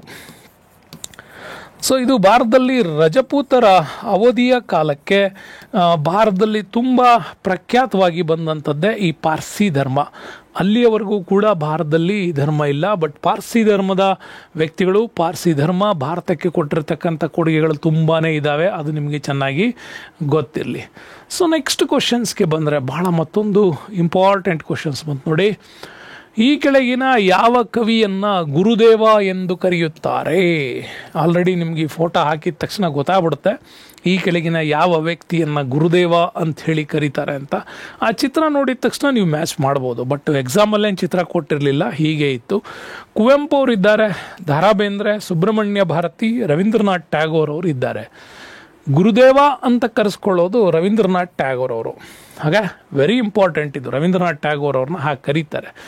ಇನ್ನು ರಾಷ್ಟ್ರಕವಿ, ಕನ್ನಡದ ರಾಷ್ಟ್ರಕವಿ ಅಂತ ಬಂದಾಗ ಗೋವಿಂದ ಪೈ ಅವರ ನಂತರ ಕರ್ನಾಟಕದಲ್ಲಿ ಕುವೆಂಪು ಅವರು ಆ ಒಂದು ಸ್ಥಾನವನ್ನು, ಅನಂತರ ಶಿವರುದ್ರಪ್ಪ ಅವರು ಈ ಸ್ಥಾನವನ್ನು ಅಲಂಕರಿಸಿರ್ತಾರೆ. ಕನ್ನಡದ ರಾಷ್ಟ್ರಕವಿ ಅಂತ ಕೂಡ ಇವ್ರನ್ನ ಕರಿತೀವಿ. ಇನ್ನು ದ ರಾ ಬೇಂದ್ರೆ ಅವರು ನಿಮಗೆ ಗೊತ್ತು, ಜಾನಪದ ಸೊಗಡಿನ ಬಹಳ ಅದ್ಭುತವಾದಂಥ ನವಿರಾದ ವಿಚಾರಗಳನ್ನು ಬರೆದಂಥ 4 ತಂತಿ ಜ್ಞಾನಪೀಠದ ಒಂದು ಅದ್ಭುತವಾದಂಥ ಯಶಸ್ಸು ನಮಗಿಲ್ಲಿ ಬರೋದು. ಇನ್ನು ಸುಬ್ರಹ್ಮಣ್ಯನ್ ಭಾರತಿ ದಿ ಹಿಂದೂ ಅಂತ ಏನು ಪೇಪರ್ ನೋಡ್ತಾ ಇದ್ದೀರಿ, ಮತ್ತು ದಕ್ಷಿಣ ಭಾರತದಲ್ಲಿ ಸ್ವತಂತ್ರ ಚಳವಳಿಯ ಮೂಮೆಂಟ್ಗಳನ್ನೇನು ನೋಡ್ತೀರಿ ಅದು ನಿಮಗಿಲ್ಲಿ ಸಿಗ್ತದೆ. ಹಾಗಾಗಿ ಪತ್ರಿಕೋದ್ಯಮದಲ್ಲಿ ಹೆಸರು ಮಾಡಿದವರು ಸುಬ್ರಹ್ಮಣ್ಯನ್ ಭಾರತಿಯವರು. ರವೀಂದ್ರನಾಥ್ ಟ್ಯಾಗೋರ್ ಅವ್ರನ್ನ ಗುರುದೇವ ಅಂಥೇಳಿ ಕರೀತಾರೆ. ಬಟ್ ರವೀಂದ್ರನಾಥ್ ಟ್ಯಾಗೋರ್ ಏನು ಎತ್ತ ಅಂತೇಳಿ ಸ್ವಲ್ಪ ತಿಳ್ಕೋಬೇಕು ನಾವು. ರವೀಂದ್ರನಾಥ್ ಟ್ಯಾಗೋರ್ ಅವರು ಭಾರತದ ಒಬ್ಬ ಶ್ರೇಷ್ಠ ತತ್ವಜ್ಞಾನಿ ಅಂತ ಕರೀತಾರೆ, ಶಿಕ್ಷಣ ತಜ್ಞ, ಇಂಪಾರ್ಟೆಂಟ್ ವರ್ಣಚಿತ್ರಕಾರ. ಭಾರತ ಮಾತೆ ಅನ್ನುವ ಪರಿಕಲ್ಪನೆಯನ್ನು ಒಂದು ಅದ್ಭುತ ವರ್ಣಚಿತ್ರದೊಂದಿಗೆ ಕೊಟ್ಟವರ ರವೀಂದ್ರನಾಥ್ ಟ್ಯಾಗೋರ್ ಅವರು. ಹಾಗಾಗಿ ಅವ್ರನ್ನ ಶ್ರೇಷ್ಠ ವರ್ಣಚಿತ್ರಕಾರ ಅಂತಲೂ ಕೂಡ ಕರೀತಾರೆ. ಹಾಗಾಗಿ ಬಂಗಾಳಿಯ ನವೋದಯ ಕವಿ ಅಂತ ಕರಿತೀವಿ, ಅವ್ರನ್ನ ಗುರುದೇವ್ ಅಂತ ಕರಿತೀವಿ, ಕೋಬಿ ಗುರು ಅಂತ ಕರಿತೀವಿ, ಬಿಸ್ವೋ ಕೋಬಿ ಅಂತಲೂ ಕೂಡ ಒಂದು ಬೆಂಗಾಲಿ ಭಾಷೆನಲ್ಲಿ ಆ ಪದಗಳಿದೆ. ಬಟ್ ಹೆಚ್ಚಾಗಿ ಬಂಗಾಳಿ ನವೋದಯದ ಕವಿ ಗುರುದೇವ ಅಂತ ಕರೆಯೋದು ಇವ್ರನ್ನೇ. ಇವರಿಗೆ ಅನೇಕ ಬಿರುದುಗಳು ಕೂಡ ಇತ್ತು. ಮೊದಲಿಗೆ ಇವರು ತಮ್ಮ ಅನೇಕ ಕೃತಿಗಳನ್ನು, ಕಾವ್ಯಗಳನ್ನು, ಕವಿತೆಗಳನ್ನು ರಚನೆ ಮಾಡುವಾಗ ಅವರು ತಮ್ಮ ಕಾವ್ಯನಾಮದಲ್ಲಿ ಬರೆದಿದ್ದರು. ಏನು ರವೀಂದ್ರನಾಥ್ ಟ್ಯಾಗೋರ್ ಅವರ ಕಾವ್ಯನಾಮ ಏನಂದರೆ ಭಾನುಸಿಂಹ ಅನ್ನೋ ಹೆಸರು ಇವ್ರದ್ದು ಕಾವ್ಯನಾಮ. ಇದು ಇಂಪಾರ್ಟೆಂಟ್, ನೆನಪಿಟ್ಕೊಳ್ಳಿ. ಭಾಳಷ್ಟು ಕಡೆ ನಮ್ಮ ರವೀಂದ್ರನಾಥ್ ಟ್ಯಾಗೋರ್ ಅವ್ರ ಬಗ್ಗೆ ಹೇಳುವಾಗ ಯಾರು ಇದನ್ನು ಹೇಳಿರಲ್ಲ, ನಿಮಗೆ ನೆನಪಿಟ್ಕೊಳ್ಳಿ. ಭಾನುಸಿಂಹ ಎನ್ನುವ ಕಾವ್ಯನಾಮದೊಂದಿಗೆ ಬರಿತಾ ಇದ್ದಂಥ ಕವಿನೇ ರವೀಂದ್ರನಾಥ್ ಟ್ಯಾಗೋರ್ ಅವರು. ಸೊ ಇನ್ನು ಗೀತಾಂಜಲಿಯನ್ನು ಬರೀತಾರೆ. 1913ರಲ್ಲಿ ಇದಕ್ಕೆ ನೊಬೆಲ್ ಪ್ರಶಸ್ತಿ ಕೂಡ ಸಿಗತ್ತೆ. 1918ರಲ್ಲಿ ಇವರು ವಿಶ್ವಭಾರತಿ ವಿಶ್ವವಿದ್ಯಾಲಯವನ್ನು ಸ್ಥಾಪನೆ ಮಾಡ್ತಾರೆ ಕೋಲ್ಕತ್ತಾದಲ್ಲಿ. ಮುಂದೆ ಅದರ ಇಂಪಾರ್ಟೆಂಟ್ ಏನಪ್ಪ ಅಂತಂದರೆ, 2 ರಾಷ್ಟ್ರಗಳಿಗೆ ಒಂದು ರಾಷ್ಟ್ರಗೀತೆಯನ್ನು ಬರೆದವರು ಇವರು. ಒಂದು ಭಾರತದ ಜನಗಣಮನ, ಇನ್ನೊಂದು ಬಾಂಗ್ಲಾದೇಶ. ಓಕೆ, ಬಾಂಗ್ಲಾದೇಶದ ಒಂದು ರಾಷ್ಟ್ರಗೀತೆಯನ್ನು ಬರೆದವರು ಕೂಡ ರವೀಂದ್ರನಾಥ್ ಟ್ಯಾಗೋರ್ ಅವರು. ಅಮರೋ ಸೊನಾರೋ ಬಾಂಗ್ಲಾ ಅಂತ, ನನ್ನ ಚಿನ್ನದ ಬಂಗಾಳ ಅಂತ ಬರೀತಾರೆ. 1905ರಲ್ಲಿ ಈ ಗೀತೆ ರಚನೆ ಆಗಿತ್ತು, ಬಾಂಗ್ಲಾ ವಿಮೋಚನಾ ಇದು ರಾಷ್ಟ್ರಗೀತೆಯಾಗಿ. ಯಾಕೆ ಅಂತಂದರೆ ಬಂಗಾಳದ ವಿಭಜನೆ ಮಾಡಾಗಿತ್ತು ಲಾರ್ಡ್ ಕರ್ಜನ್. ಭಾರತೀಯರೆಲ್ಲ ಹಿಂದೂ ಮುಸ್ಲಿಂ ಅನ್ನುವ ವಿಷಬೀಜಗಳನ್ನು ಬಿತ್ತಿದ್ದ ಆ ಲಾರ್ಡ್ ಕರ್ಜನ್. ಅದರ ಬದಲಾಗಿ ಭಾರತದಲ್ಲಿ ಒಂದು ಹಿಂಸಾತ್ಮಕ ರೂಪಗಳನ್ನು ತಡೆಯೋ ಸಂದರ್ಭದಲ್ಲಿ ನನ್ನ ಏಕತೆಯ ಬಂಗಾಳ, ನನ್ನ ಚಿನ್ನದ ಬಂಗಾಳ ಅಂಥೇಳಿ ಕೂಡ ಬರೀತಾರೆ. ರಾಖಿ ಹಬ್ಬವನ್ನು ಒಂದು ಸಾಂಸ್ಕೃತಿಕವಾದಂಥ ಹಬ್ಬವನ್ನಾಗಿ ಕನ್ವರ್ಟ್ ಮಾಡಿ ಏಕತೆಯ ಪ್ರತೀಕವನ್ನಾಗಿ ರಾಖಿ ಹಬ್ಬವನ್ನು ಆಚರಣೆ ಮಾಡಿದ್ದು ಕೂಡ ಇದೇ ರವೀಂದ್ರನಾಥ್ ಟ್ಯಾಗೋರ್ ಅವ್ರ ನೇತೃತ್ವದಲ್ಲಿ. ಹಾಗಾಗಿ ಸ್ವರಾಜ್ಯ ಮತ್ತು ಸ್ವಕಲ್ಪನೆ, ಸಂಸ್ಕೃತಿಯ ಮುನ್ನಡೆಗೆ ಅಂತ ವಿಚಾರ ಬಂದರೆ ಅದು ರವೀಂದ್ರನಾಥ್ ಟ್ಯಾಗೋರು. 1905 ಅಮರೋ ಸೊನಾರೋ ಬಾಂಗ್ಲಾ ಇವತ್ತು ಬಾಂಗ್ಲಾದೇಶದ ಒಂದು ರಾಷ್ಟ್ರಗೀತೆ. ಇನ್ನು ಜನಗಣಮನ ನಿಮಗೆ ಗೊತ್ತಿದೆ, 1911 ಸಂದರ್ಭ. ಅದು ನಮ್ಮಲ್ಲಿ 5ನೇ ಜಾರ್ಜ್ ಭಾರತಕ್ಕೆ ಭೇಟಿ ಕೊಡುವಂಥ ಸಂದರ್ಭ. ಆ ಸಂದರ್ಭದಲ್ಲೇ ಬರೆದದ್ದು ಈ ಜನಗಣಮನ ಗೀತೆ. ಸೊ ಆ ಗೀತೆಯನ್ನು ಭಾರತದ ರಾಷ್ಟ್ರಗೀತೆ ಅಂತ ಕರಿತೀವಿ. ಇನ್ನು ಒಂದು ಬಂಗಾಲಿ ರಾಜ್ಯದ ಒಂದು ಪ್ರಮುಖವಾಗಿರ್ತಕ್ಕಂಥ ರಾಜ್ಯಗೀತೆ ಇದೆ. ಬಂಗಾಲಿದೊಂದು ರಾಜ್ಯಗೀತೆ, ಬಾಂಗ್ಲಾರ್ ಮತಿ ಬಾಂಗ್ಲಾರ್ ಜೋಲ್ ಅನ್ನೋದು ಪಶ್ಚಿಮ ಬಂಗಾಳದ ಒಂದು ರಾಜ್ಯಗೀತೆ ಅಂಥೇಳಿ ಕರೀಲಾಗತ್ತೆ. ಸೊ ನೆಕ್ಸ್ಟ್ ಪ್ರಶ್ನೆ ಬರೋಣ. ಆ ಪ್ರಶ್ನೆ ಕೂಡ ನಿಮಗೆ ತುಂಬ ಇಂಪಾರ್ಟೆಂಟ್ ಆಗಿರ್ತಕ್ಕಂಥ ಕ್ವಶನ್ಸ್. ನೋಡಿ, ಈ ಕೆಳಗಿನವರಲ್ಲಿ ಯಾರು ಭೂದಾನ್ ಚಳುವಳಿಯನ್ನು ಆರಂಭಿಸಿದವರು? ಫೋಟೋ ನೋಡಿ ಆದರೂ ಗೆಸ್ ಮಾಡ್ಬೋದು ನೀವು. ಭೂದಾನ್ ಚಳುವಳಿ ಗಾಂಧೀಜಿಯವರ ಅಪ್ಪಟ ಶಿಷ್ಯ ಅವರೇನೇ ಇದನ್ನು ಆರಂಭ ಮಾಡ್ತಾರೆ. ವಿನೋಬಾ ಭಾವೆ, ರವೀಂದ್ರನಾಥ್ ಟ್ಯಾಗೋರ್, ಜವಾಹರ್ಲಾಲ್ ನೆಹರು, ಇಂದಿರಾ ಗಾಂಧಿ ಅಂತ ಬಂದರೆ ಪಕ್ಕಾ ಗಾಂಧಿಯನ್ನಾಗಿದ್ದವರೇ ಈ ವಿನೋಬಾ ಭಾವೆಯವರು. ಇವರು ಆಂಧ್ರ ಪ್ರದೇಶದಿಂದ ಶುರು ಮಾಡ್ತಕ್ಕಂಥದ್ದೇ ಈ ಭೂದಾನ್ ಚಳುವಳಿ ಅಂತ. ಕಮ್ಯುನಿಸ್ಟ್ ಬ್ಯಾಕ್ಗ್ರೌಂಡಲ್ಲಿ ತುಂಬಾ ಕೆಲಸ ಮಾಡಿದಂಥವರು, ಪ್ರಸಿದ್ಧ ಗಾಂಧಿವಾದಿ ಕೂಡ ಹೌದು. ಇವರೇ ಈ ಭೂದಾನ್ ಚಳುವಳಿಯನ್ನು ಆರಂಭ ಮಾಡ್ತಾರೆ, ವಿನೋಬಾ ಭಾವೆ ಅವರು. ಎಲ್ಲಿ ಶುರು ಮಾಡಿದ್ರು, ಯಾಕೆ, ಏನು ಅಂತ ನೋಡೋದಾದರೆ 1951 ಭಾರತ ಸ್ವತಂತ್ರಗೊಂಡ ನಂತರ ಕೃಷಿ ಕಾರ್ಮಿಕ ವ್ಯವಸ್ಥೆಯಲ್ಲಿ ಬಂದಂಥ ಅಸಮಾನತೆಯನ್ನು ತೊಲಗಿಸ್ಬೇಕು ಅನ್ನೋದು ಇವ್ರ ಉದ್ದೇಶ ಆಗಿತ್ತು. ಆಂಧ್ರ ಪ್ರದೇಶದ ಪೋಚಂಪಲ್ಲಿ ಗ್ರಾಮದಲ್ಲಿ ಆರಂಭಿಸಿದ್ದೆ ಈ ಒಂದು ಭೂದಾನ್ ಚಳುವಳಿ. ಅಲ್ಲಿಂದ ಇವರು 2 ಪ್ರಮುಖ ಸಂಘಟನೆಗೆ ಕೇಂದ್ರೀಕೃತ ಆಗುತ್ತೆ. ತೆಲಂಗಾಣ ರೈತ ಚಳುವಳಿಯ ಹೋರಾಟ, ಆಮೇಲೆ ಕಮ್ಯುನಿಸ್ಟ್ ಕೇಂದ್ರ ತಮಿಳುನಾಡು ಒಂದು ತೆಲಂಗಾಣ ಕಮ್ಯುನಿಸ್ಟ್ ಕೇಂದ್ರದ ಮೂಲ ತತ್ವಗಳನ್ನು ಇಟ್ಕೊಂಡು ಹೋರಾಟ ಮಾಡಿದವರೇ ಈ ವಿನೋಬಾ ಭಾವೆ ಅವರು. ಹಾಗಾಗಿ ಬನಾರಸ್ ಹಿಂದೂ ವಿಶ್ವವಿದ್ಯಾಲಯದಲ್ಲಿ ಮಹಾತ್ಮ ಗಾಂಧೀಜಿಯವರು ಭಾಷಣದಿಂದ ತುಂಬ ಪ್ರೇರಣೆಯನ್ನು ಪಡಿತಾರೆ. ನೆನಪಿಟ್ಕೊಳ್ಳಿ, ಬನಾರಸ್ ಹಿಂದೂ ವಿಶ್ವವಿದ್ಯಾಲಯದ 1916 ಒಂದು ಭಾಷಣ ಅದು. ಓಕೆ, ಗಾಂಧೀಜಿ ಮೊದಲ ಬಾರಿಗೆ ಒಂದು ವೇದಿಕೆಯ ಮೇಲೆ ಘಟಿಕೋತ್ಸವದಲ್ಲಿ ಮಾತಾಡ್ತಾರೆ. ಹಾಗೇ ಮದನ್ ಮೋಹನ್ ಮಾಳವೀಯ ನೆನ್ಪಿಟ್ಕೊಳ್ಳಿ. ಓಕೆ, ಅವರು ಅದನ್ನು ಕಾಲಕ್ಕೆ ನಡೆಸ್ಕೊಂಡು ಹೋಗ್ತಾ ಇದ್ರು. ಮದನ ಮೋಹನ ಮಾಳವೀಯ ಅವರು ಆವಾಗಲೇ ಗಾಂಧೀಜಿ ಅವ್ರನ್ನ ಕುರಿತು ಒಂದು ಮಾತು ಹೇಳ್ತಾರೆ ಅವರು. ಈ ರಾಷ್ಟ್ರದಲ್ಲಿ ಯುವ ಪಡೆಯ ಅದ್ಭುತ ಶಕ್ತಿಯ ಸಂಘಟನೆ ಮತ್ತು ಈ ದೇಶದ ಸ್ವಾತಂತ್ರ್ಯ ಹೋರಾಟಕ್ಕಾಗಿ ಒಬ್ಬ ನವಯುವಕನ ಉಗಮ ಅಂದರೆ ಅದು ಮಹಾತ್ಮ ಗಾಂಧೀಜಿ ಅಂತ ಹೇಳ್ತಾರೆ. ಎಂಥ ಸ್ಟೇಟ್ಮೆಂಟ್ ಗೊತ್ತಾದೋ. ಈ ನಮ್ಮ ಯುವ ಜನತೆಯನ್ನು ಸಂಘಟಿಸುವ, ಒಗ್ಗೂಡಿಸುವ, ಹೋರಾಟಕ್ಕಿಳಿಸುವ ಮತ್ತು ಈ ದೇಶಕ್ಕೆ ಸ್ವತಂತ್ರವನ್ನು ಮುನ್ನಡೆಸ್ಕೊಂಡು ಹೋಗೋದಕ್ಕೆ, ಚಳವಳಿಯನ್ನು ಮುನ್ನಡೆಸ್ಕೊಂಡು ಹೋಗೋದಕ್ಕೆ ಒಬ್ಬ ನಾಯಕನ ರೀತಿಯಲ್ಲಿ ಕಾಣ್ತಾರೆ ಮಹಾತ್ಮ ಗಾಂಧೀಜಿ. ಅಂದರೆ ಗಾಂಧೀಜಿ ಅಂತ ಹೇಳ್ತಾರೆ, ಮೋಹನ್ ದಾಸ್ ಅಂತ ಹೇಳಿದ್ದು. ಮುಂದೆ ಅದು ಸತ್ಯ ಆಯಿತು ಕೂಡ. ಅದೇ ಗುರುಗಳ ಮಾತನ್ನೇ ಮಹಾತ್ಮ ಗಾಂಧೀಜಿ ಮುಂದೆ ಫಾಲೋ ಮಾಡ್ಕೊಂಡು ಹೋಗ್ತಾರೆ ಅವರು.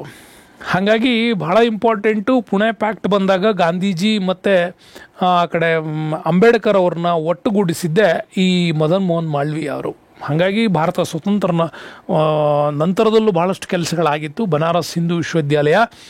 ಹಾಗಾಗಿನೇ ನರೇಂದ್ರ ಮೋದಿಯವರ ಮೊದಲ ಪ್ರೈಮ್ ಮಿನಿಸ್ಟರ್ ಆದ ತಕ್ಷಣವೇ ಇವರಿಗೆ ಅದ್ಭುತವಾದಂಥ ಪ್ರಶಸ್ತಿಯೊಂದನ್ನು ಘೋಷಣೆ ಮಾಡ್ತಾರೆ. ಅವತ್ತು ಭಾರತದ ಅತ್ಯುನ್ನತ ನಾಗರಿಕ ಪ್ರಶಸ್ತಿಯನ್ನು ಇವರಿಗೆ ಘೋಷಣೆ ಮಾಡ್ತಾರೆ. ಅದೇ ಉದ್ದೇಶಕ್ಕೆ ಭಾಷಣದ ಪ್ರೇರಣೆ ಪಡಿತಾರೆ.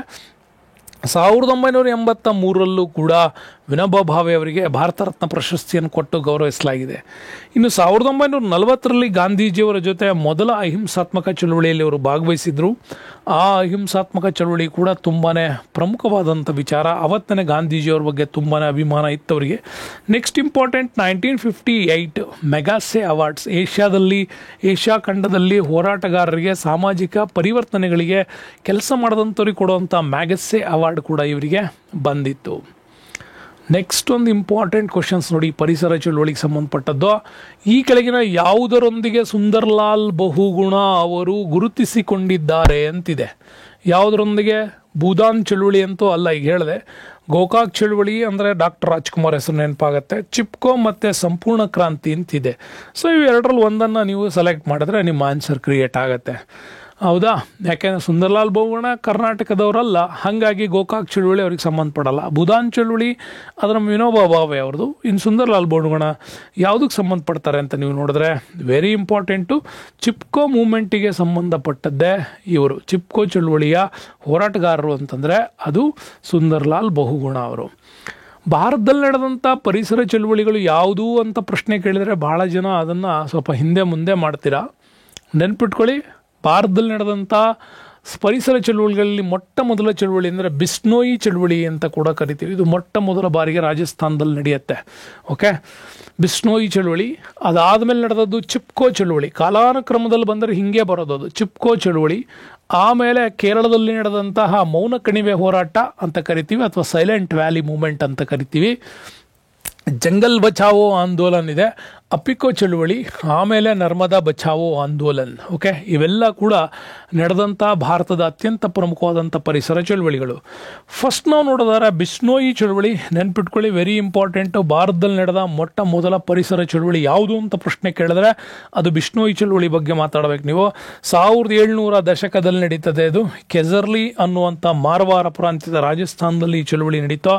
ಅದರ ನೇತೃತ್ವವನ್ನು ವಹಿಸಿದವಳು ಅಮೃತಾದೇವಿ ಅಂತ. ಅಮೃತಾದೇವಿ ನೇತೃತ್ವದಲ್ಲಿ ಈ ಒಂದು ಬಿಸ್ನೋಯಿ ಚಳುವಳಿ ನಡೆದಿತ್ತು. ಇನ್ನು ಚಿಪ್ಕೋ ಚಳುವಳಿಗೆ ಬರ್ತೀವಿ. 1973ರಲ್ಲಿ ಚಮೋಲಿ ಜಿಲ್ಲೆಯ ಉತ್ತರಾಖಂಡದ ತೆಹರಿ ಗರ್ವಾಲ್ನಲ್ಲಿ ಸುಂದರ್ಲಾಲ್ ಬಹುಗುಣ ಅವರು ಈ ಚಿಪ್ಕೋ ಚಳುವಳಿಯನ್ನು ನಡೆಸ್ತಾರೆ. ಅವ್ರ ಜೊತೆಗೆ ಅವತ್ತು ಕೆಲಸ ಮಾಡಿದವರು ಚಂಡಿ ಪ್ರಸಾದ್ ಭಟ್, ಇನ್ನು ಮುಂತಾದ ಭಾಳಷ್ಟು ಜನರು ಇದ್ರ ಜೊತೆಗೆ ಕೆಲಸ ಕೂಡ ಮಾಡಿದರು. ಹಾಗಾಗಿ ನೆನ್ಪಿಟ್ಕೊಳ್ಳಿ, ಒಂದು ಬಿಸ್ನೋಯಿ ಆದಮೇಲೆ ಚಿಪ್ಕೋ ಚಳುವಳಿ. ಇದು ಚಮೋಲಿ ಜಿಲ್ಲೆ ಉತ್ತರಾಖಂಡಲ್ಲಿ ಬರುತ್ತೆ. ಆ ಒಂದು ಜಿಲ್ಲೆನಲ್ಲೇ ಈ ಒಂದು ಚಳುವಳಿ ಕೂಡ ನಡೆದಿತ್ತು. ಈ ಚಳುವಳಿ ನಡೆದಂಥ ಸಂದರ್ಭದಲ್ಲೇ ಇಲ್ಲಿ ಹೋರಾಟಗಳು ಕೂಡ ಬಂದಿತ್ತು. ಚಂಡಿ ಪ್ರಸಾದ್ ಭಟ್, ಗೌರಾದೇವಿ ಇವರೆಲ್ಲರೂ ಕೂಡ ಇದಕ್ಕೆ ಹೋರಾಟ ಮಾಡಿದರು. ಅದಾದಮೇಲೆ ಬರೋದು ಕೇರಳದ ಪಲಕ್ಕಾಡ್ನಲ್ಲಿ ಬಂದಂಥ ಚಳುವಳಿ. ಕೇರಳದ ಪಲಕ್ಕಾಡಲ್ಲಿ 1978 ನೆನ್ಪಿಟ್ಕೊಳ್ಳಿ, ಇದು ಕೇರಳದ ಪಾಲಕ್ಕಾಡ್ನಲ್ಲಿ ಸೈಲೆಂಟ್ ವ್ಯಾಲಿ ಮೂಮೆಂಟ್, ಅಥವಾ ನಾವು ಏನಂತ ಕರಿತೀವಿ ಇದನ್ನು ಆ ಕಾಲಕ್ಕೆ ಮೌನ ಕಣಿವೆ ಹೋರಾಟ ಅಂತ ಕರಿತೀವಿ ನೋಡಿ. ಇದನ್ನೇನಂತ ಕರೆಯೋದು? ಮೌನ ಕಣಿವೆ ಹೋರಾಟ ಅಂತ ಕರಿತೀವಿ. ಸೈಲೆಂಟ್ ವ್ಯಾಲಿ ಮೂಮೆಂಟ್. ಇದರಿಂದಾಗಿ ಇಲ್ಲಿ ಕೇರಳದ ಸಾಹಿತ್ಯ ಪರಿಷತ್ತು ಇದರ ನಾಯಕತ್ವವನ್ನು ವಹಿಸಿತ್ತು. ಅದರ ಜೊತೆಗೆ ಕೇರಳ ಸಾಹಿತ್ಯ ಪರಿಷತ್ನ ಮುಖ್ಯ ಅಧಿಕಾರಿಯಾಗಿ ಸುಗತ ಕುಮಾರಿಯವರು ಇದರ ನೇತೃತ್ವವನ್ನು ವಹಿಸಿದರು. ಸುಗತ ಕುಮಾರಿಯವರ ನೇತೃತ್ವದ ಪಾಲಕ್ಕಾಡ್ ಚಳುವಳಿ ಏನಿದೆ, ಬಹಳ ದೊಡ್ಡ ಮಟ್ಟದ ಚಳುವಳಿಯಾಗಿ ಸೈಲೆಂಟ್ ವ್ಯಾಲಿ ಮೂಮೆಂಟ್ ಅಂತ ಕರಿತೀವಿ, ಅದು ಮೌನ ಕಣಿವೆ ಹೋರಾಟ ನಡೆದಿತ್ತು. ನೆಕ್ಸ್ಟ್ ಜಂಗಲ್ ಬಚಾವೋ ಆಂದೋಲನ್, ಇದು ಇಂಪಾರ್ಟೆಂಟ್ ಇದು ಕೂಡ. ಯಾಕೆಂದರೆ 1982ರ ಸಂದರ್ಭ ಬಿಹಾರದ ಸಿಂಗ್ಭೂಮ್ ಜಿಲ್ಲೆಯಲ್ಲಿ ಸಿಂಗ್ಭೂಮ್ ಬುಡಕಟ್ಟು ಜನರು ಒಟ್ಟಾಗಿ ಸೇರಿಕೊಂಡು ಇದನ್ನು ಹೋರಾಟ ಮಾಡ್ತಾರೆ. ಜಂಗಲ್ ಬಚಾವೋ ನಿಮಗೆ ಗೊತ್ತಿರಲಿ, ಬಿಹಾರದ ಸಿಂಗ್ಭೂಮ್ ಅಂದರೆ ಜಾರ್ಖಂಡ್ಗೆ ಇದು ಈಗ ಬರ್ತಂಥ ಪ್ರದೇಶ ಇರ್ಬೋದು. ನೆಕ್ಸ್ಟ್ ಬರೋಣ ಅಪಿಕೋ ಮೂವ್ಮೆಂಟ್. ಇದು 1983ರಲ್ಲಿ ಕರ್ನಾಟಕದ ಉತ್ತರ ಕನ್ನಡ ಅಂತಂದರೆ ಕಾರವಾರ ಅಂತೇನು ಕರಿತೀವಿ, ಓಕೆ, ಈ ಕಾರವಾರದಲ್ಲಿ ನಡೆದಂತಹ ಒಂದು ಅದ್ಭುತವಾದ ಚಳುವಳಿ ಇದು. ಕಾರವಾರದಲ್ಲಿ ಈ ಚಳುವಳಿ ನಡೆಯುತ್ತೆ. ಇದಕ್ಕೆ ಪಾಂಡುರಂಗ ಹೆಗಡೆ ಅವರು, ಡಾಕ್ಟರ್ ಕುಸುಮ್ ಬಂತವರು, ಇವರೆಲ್ಲ ಸೇರ್ಕೊಂಡು ನಡೆಸಿದಂಥ ಒಂದು ಅದ್ಭುತವಾದ ಹೋರಾಟ ಇದು. ಇದು ಕೂಡ ನಮ್ಮಲ್ಲಿ ಕೈಗಾ ಅಣುಶಕ್ತಿ ಮತ್ತು ಸೂಪರ್ ಎಕನಾಮಿಕಲ್ ಝೋನ್ ಅಂತೇನು, ಸ್ಪೆಷಲ್ ಎಕನಾಮಿಕ್ ಝೋನ್ ಅಂತೇನು ಮಾಡಕ್ಕೆ ಹೊರಟಿದ್ರು, ಅದರ ವಿರುದ್ಧದ ನಡೆದಂಥ ಒಂದು ಅಪ್ಪಿಕೋ ಚಳುವಳಿ ಇದು. ಅಲ್ಲಿ ಕಾಡನ್ನು ಕಡಿಯೋದನ್ನು ತಡೆಯೋದಕ್ಕೋಸ್ಕರವಾಗಿ. ಅದಾದಮೇಲೆ ಆ ಭಾರತದಲ್ಲಿ ಅತಿ ದೊಡ್ಡ ವಿವಾದಿತವಾಗಿರ್ತಕ್ಕಂಥ ಒಂದು ವಿಷಯ ಅಂತಂದರೆ ಅದು ನರ್ಮದಾ ಅಣೆಕಟ್ಟು ವಿವಾದ. ಭಾರತದಲ್ಲಿ ಜವಾಹರ್ಲಾಲ್ ನೆಹರು ಕಾಲದಿಂದ ಇದ್ದದ್ದು, ಮೊನ್ನೆ ನರೇಂದ್ರ ಮೋದಿ ಅವರು ಬರೋವರೆಗೂ ಕೂಡ ಈ ಚಳುವಳಿಯ ಒಂದು ದೊಡ್ಡದಾಗಿರ್ತಕ್ಕಂತಹ ಕೋರ್ಟ್ ಕೇಸ್ಗಳು ಇದ್ದೇ ಇತ್ತು. ಮೊನ್ನೆ ಕೂಡ ಕ್ಲಿಯರ್ ಆಯಿತು. ಅದರಲ್ಲಿ ವೆರಿ ಇಂಪಾರ್ಟೆಂಟ್ ನರ್ಮದಾ ಬಚಾವೋ ಆಂದೋಲನಲ್ಲಿ 1985ನಲ್ಲಿ ನಡೆದಂಥ ಚಳುವಳಿ ಇದು. ಮೇಧಾ ಪಾಟ್ಕರ್ ಮತ್ತು ಬಾಬಾ ಆಮ್ಟೆ ಅವರು ಈ ಚಳುವಳಿಯನ್ನು ನಡೆಸ್ತಾರೆ. ಯಾಕೆಂದರೆ ಅಲ್ಲಿ ನರ್ಮದಾಗೆ ನೀವು ಅಣೆಕಟ್ಟನ್ನು ಕಟ್ಟೋದಕ್ಕೆ ಹೋಗಿ ಅಲ್ಲ ಅಕ್ಕಪಕ್ಕದಲ್ಲಿ ಜೌಗು ಭೂಮಿ ವಲಯಗಳು ಕ್ರಿಯೇಟ್ ಆಗ್ತಾ ಇದೆ, ಅರಣ್ಯ ಭೂಮಿ ನಾಶ ಆಗ್ತಾ ಇದೆ, ಪರಿಸರ ವಲಯಗಳು ಅಲ್ಲಿ ಜೀವಿಗಳ ನಾಶ ಆಗ್ತಾ ಇದೆ. ಇದನ್ನು ನೀವು ತಡಿಬೇಕು ಅನ್ನೋ ಕಾರಣಕ್ಕಾಗಿ ನರ್ಮದಾ ಬಚಾವೋ ಆಂದೋಲನ ಕೂಡ ಮಾಡ್ತಾ ಬಂದರು. ಇದು ಗುಜರಾತು, ಮಹಾರಾಷ್ಟ್ರ, ಮಧ್ಯಪ್ರದೇಶಗಳಲ್ಲಿ ನಡೀತು. ನಂತರ ಬಗೆಹರಿಸ್ಬಿಟ್ಟು ಸರ್ದಾರ್ ಸರೋವರ ಅಣೆಕಟ್ಟನ್ನು ಕಟ್ಟಿಬಿಟ್ಟು ಈಗ ಅದನ್ನು ಉದ್ಘಾಟನೆ ಕೂಡ ಆಯಿತು. ನೆಕ್ಸ್ಟ್ ಬರೋಣ, ವೆರಿ ಇಂಪಾರ್ಟೆಂಟು, ಅದು ತೆಹರಿ ವಿಚಾರದಲ್ಲಿ ಬರ್ತದೆ. ಹಾಗಾಗಿ ತೆಹರಿ ಅಣೆಕಟ್ಟು ವಿವಾದ ವೆರಿ ಇಂಪಾರ್ಟೆಂಟ್ ಆಗಿರ್ತಕ್ಕಂಥ ಒಂದು ವಿಚಾರ. ಯಾಕೆ ಅಂತೀರಾ, ಈ ತೆಹರಿ ಅಣೆಕಟ್ಟು ಇದೆಯಲ್ಲ, ಇದನ್ನು ಭಾಗೀರಥಿ ನದಿಗೆ ಕಟ್ಟೋದಕ್ಕೆ ನಡೆದಂಥದ್ದು. ಇದು ಭಗೀರಥಿ ನದಿಗೆ ಕಟ್ಟೋಕ್ಕೆ ನಡುವ ಸಂದರ್ಭದಲ್ಲಿ ಅಲ್ಲಿನ ಪರಿಸರ ವ್ಯವಸ್ಥೆಯನ್ನು ಹಾಳು ಮಾಡ್ತಾ ಇದ್ದಾರೆ ಅನ್ನೋ ಕಾರಣಕ್ಕಾಗಿ ಸುಂದರ್ಲಾಲ್ ಬಹುಗುಣ ಮತ್ತೊಮ್ಮೆ ತೆಹರಿ ಅಣೆಕಟ್ಟು ವಿವಾದದ ಪರಿಸರ ಚಳುವಳಿಯಲ್ಲಿ ಭಾಗವಹಿಸಿದರು. ನೆಕ್ಸ್ಟ್ ಕ್ವಶನ್ಸ್ಗೆ ಹೋಗೋಣ. ವೆರಿ ಇಂಪಾರ್ಟೆಂಟ್ ಕ್ವಶನ್ಸು ಹಿಸ್ಟ್ರಿನಲ್ಲಿ. ಕ್ವಶನ್ ನಂಬರ್ 86 ಇದು. ಈ ಕೆಳಗಿನ ಯಾರ ಮಧ್ಯದಲ್ಲಿ ಮೊದಲನೇ ಪಾಣಿಪತ್ ಕದನ ನಡೆದಿದೆ ಅಂತ ಕೇಳ್ತಾ ಇದ್ದಾರೆ. 1526 ನಡೆದಂತಹ ಕದನ ಯಾರ ನಡುವೆ ನಡೀತು? Akbar versus Hemu, Babur versus Ibrahim Lodhi, Akbar versus Rana Pratap, Maratha versus ಅಫ್ಘನ್ರು. ನೋಡಿ, ಇಲ್ಲಿ ಎಲ್ಲ ಕೊಟ್ಬಿಟ್ಟಿದ್ದಾರೆ ನಿಮಗೆ. ಬಹಳ ಇಂಪಾರ್ಟೆಂಟ್ ಆಗಿರ್ತಕ್ಕಂಥ ಪ್ರಶ್ನೆ ಪಾಣಿಪತ್. ಓಕೆ, ಹರಿಯಾಣ ಪ್ರದೇಶಕ್ಕೆ ಬರ್ತಕ್ಕಂಥ ಪಾಣಿಪತ್ನಲ್ಲಿ ನಡೆದಂಥ ಕದನ. ಈ ಕದನ ಅಂದ ತಕ್ಷಣ ನಿಮಗೆ ಗೊತ್ತು, ಬಾಬರ್ ಮತ್ತು ಇಬ್ರಾಹಿಂ ಲೋದಿ, ಇದು 1ನೇ ಪಾಣಿಪತ್. ಇದು ನಿಮಗೆ ಗೊತ್ತಿದೆ, 1ನೇ ಪಾಣಿಪತ್ ಕದನ ಇಲ್ಲಿ ನಡೆದಿತ್ತು ಅಂತ. ಓಕೆ, ಇದು ನಡೆದದ್ದು 1ನೇ ಪಾಣಿಪತ್. ಅಕ್ಬರ್ ಮತ್ತು ಹೇಮಚಂದ್ರ ವಿಕ್ರಮಾದಿತ್ಯ ಇವನು ಮಧ್ಯೆ ನಡೆದದ್ದು 2ನೇ ಪಾಣಿಪತ್ ಕದನ. ಮರಾಠರು ಮತ್ತು ಅಫ್ಘನ್ರ ಮಧ್ಯೆ ನಡೆದದ್ದು 3ನೇ ಪಾಣಿಪತ್ ಕದನ. ಓಕೆ, ಇನ್ನು ಅಕ್ಬರ್ ಮತ್ತು ರಾಣಾ ಪ್ರತಾಪ್ ಅವ್ರ ನಡುವೆ ನಡೆದದ್ದು ಹಲ್ದಿ ಘಾಟ್ ಅಂತ ಕರಿತೀವಿ. ಓಕೆ, ಹಲ್ದಿ ಘಾಟ್. ಈ ಯುದ್ಧ ನಡೆದದ್ದು ಅಕ್ಬರ್ ಮತ್ತು ರಾಣಾ ಪ್ರತಾಪ್ ನಡುವೆ ನಡೆದದ್ದು. ಸೊ ಅಲ್ಲಿಗೆ ಇವು ಮೂರನ್ನು ಕೂಡ ನೀವು ಕ್ಲಿಯರ್ ಆಗಿ ನೋಡೋದಾದರೆ, ಮೊದಲನೇ ಪಾಣಿಪತ್ ಕದನ ವೆರಿ ಇಂಪಾರ್ಟೆಂಟ್ ಕದನ ಇದು.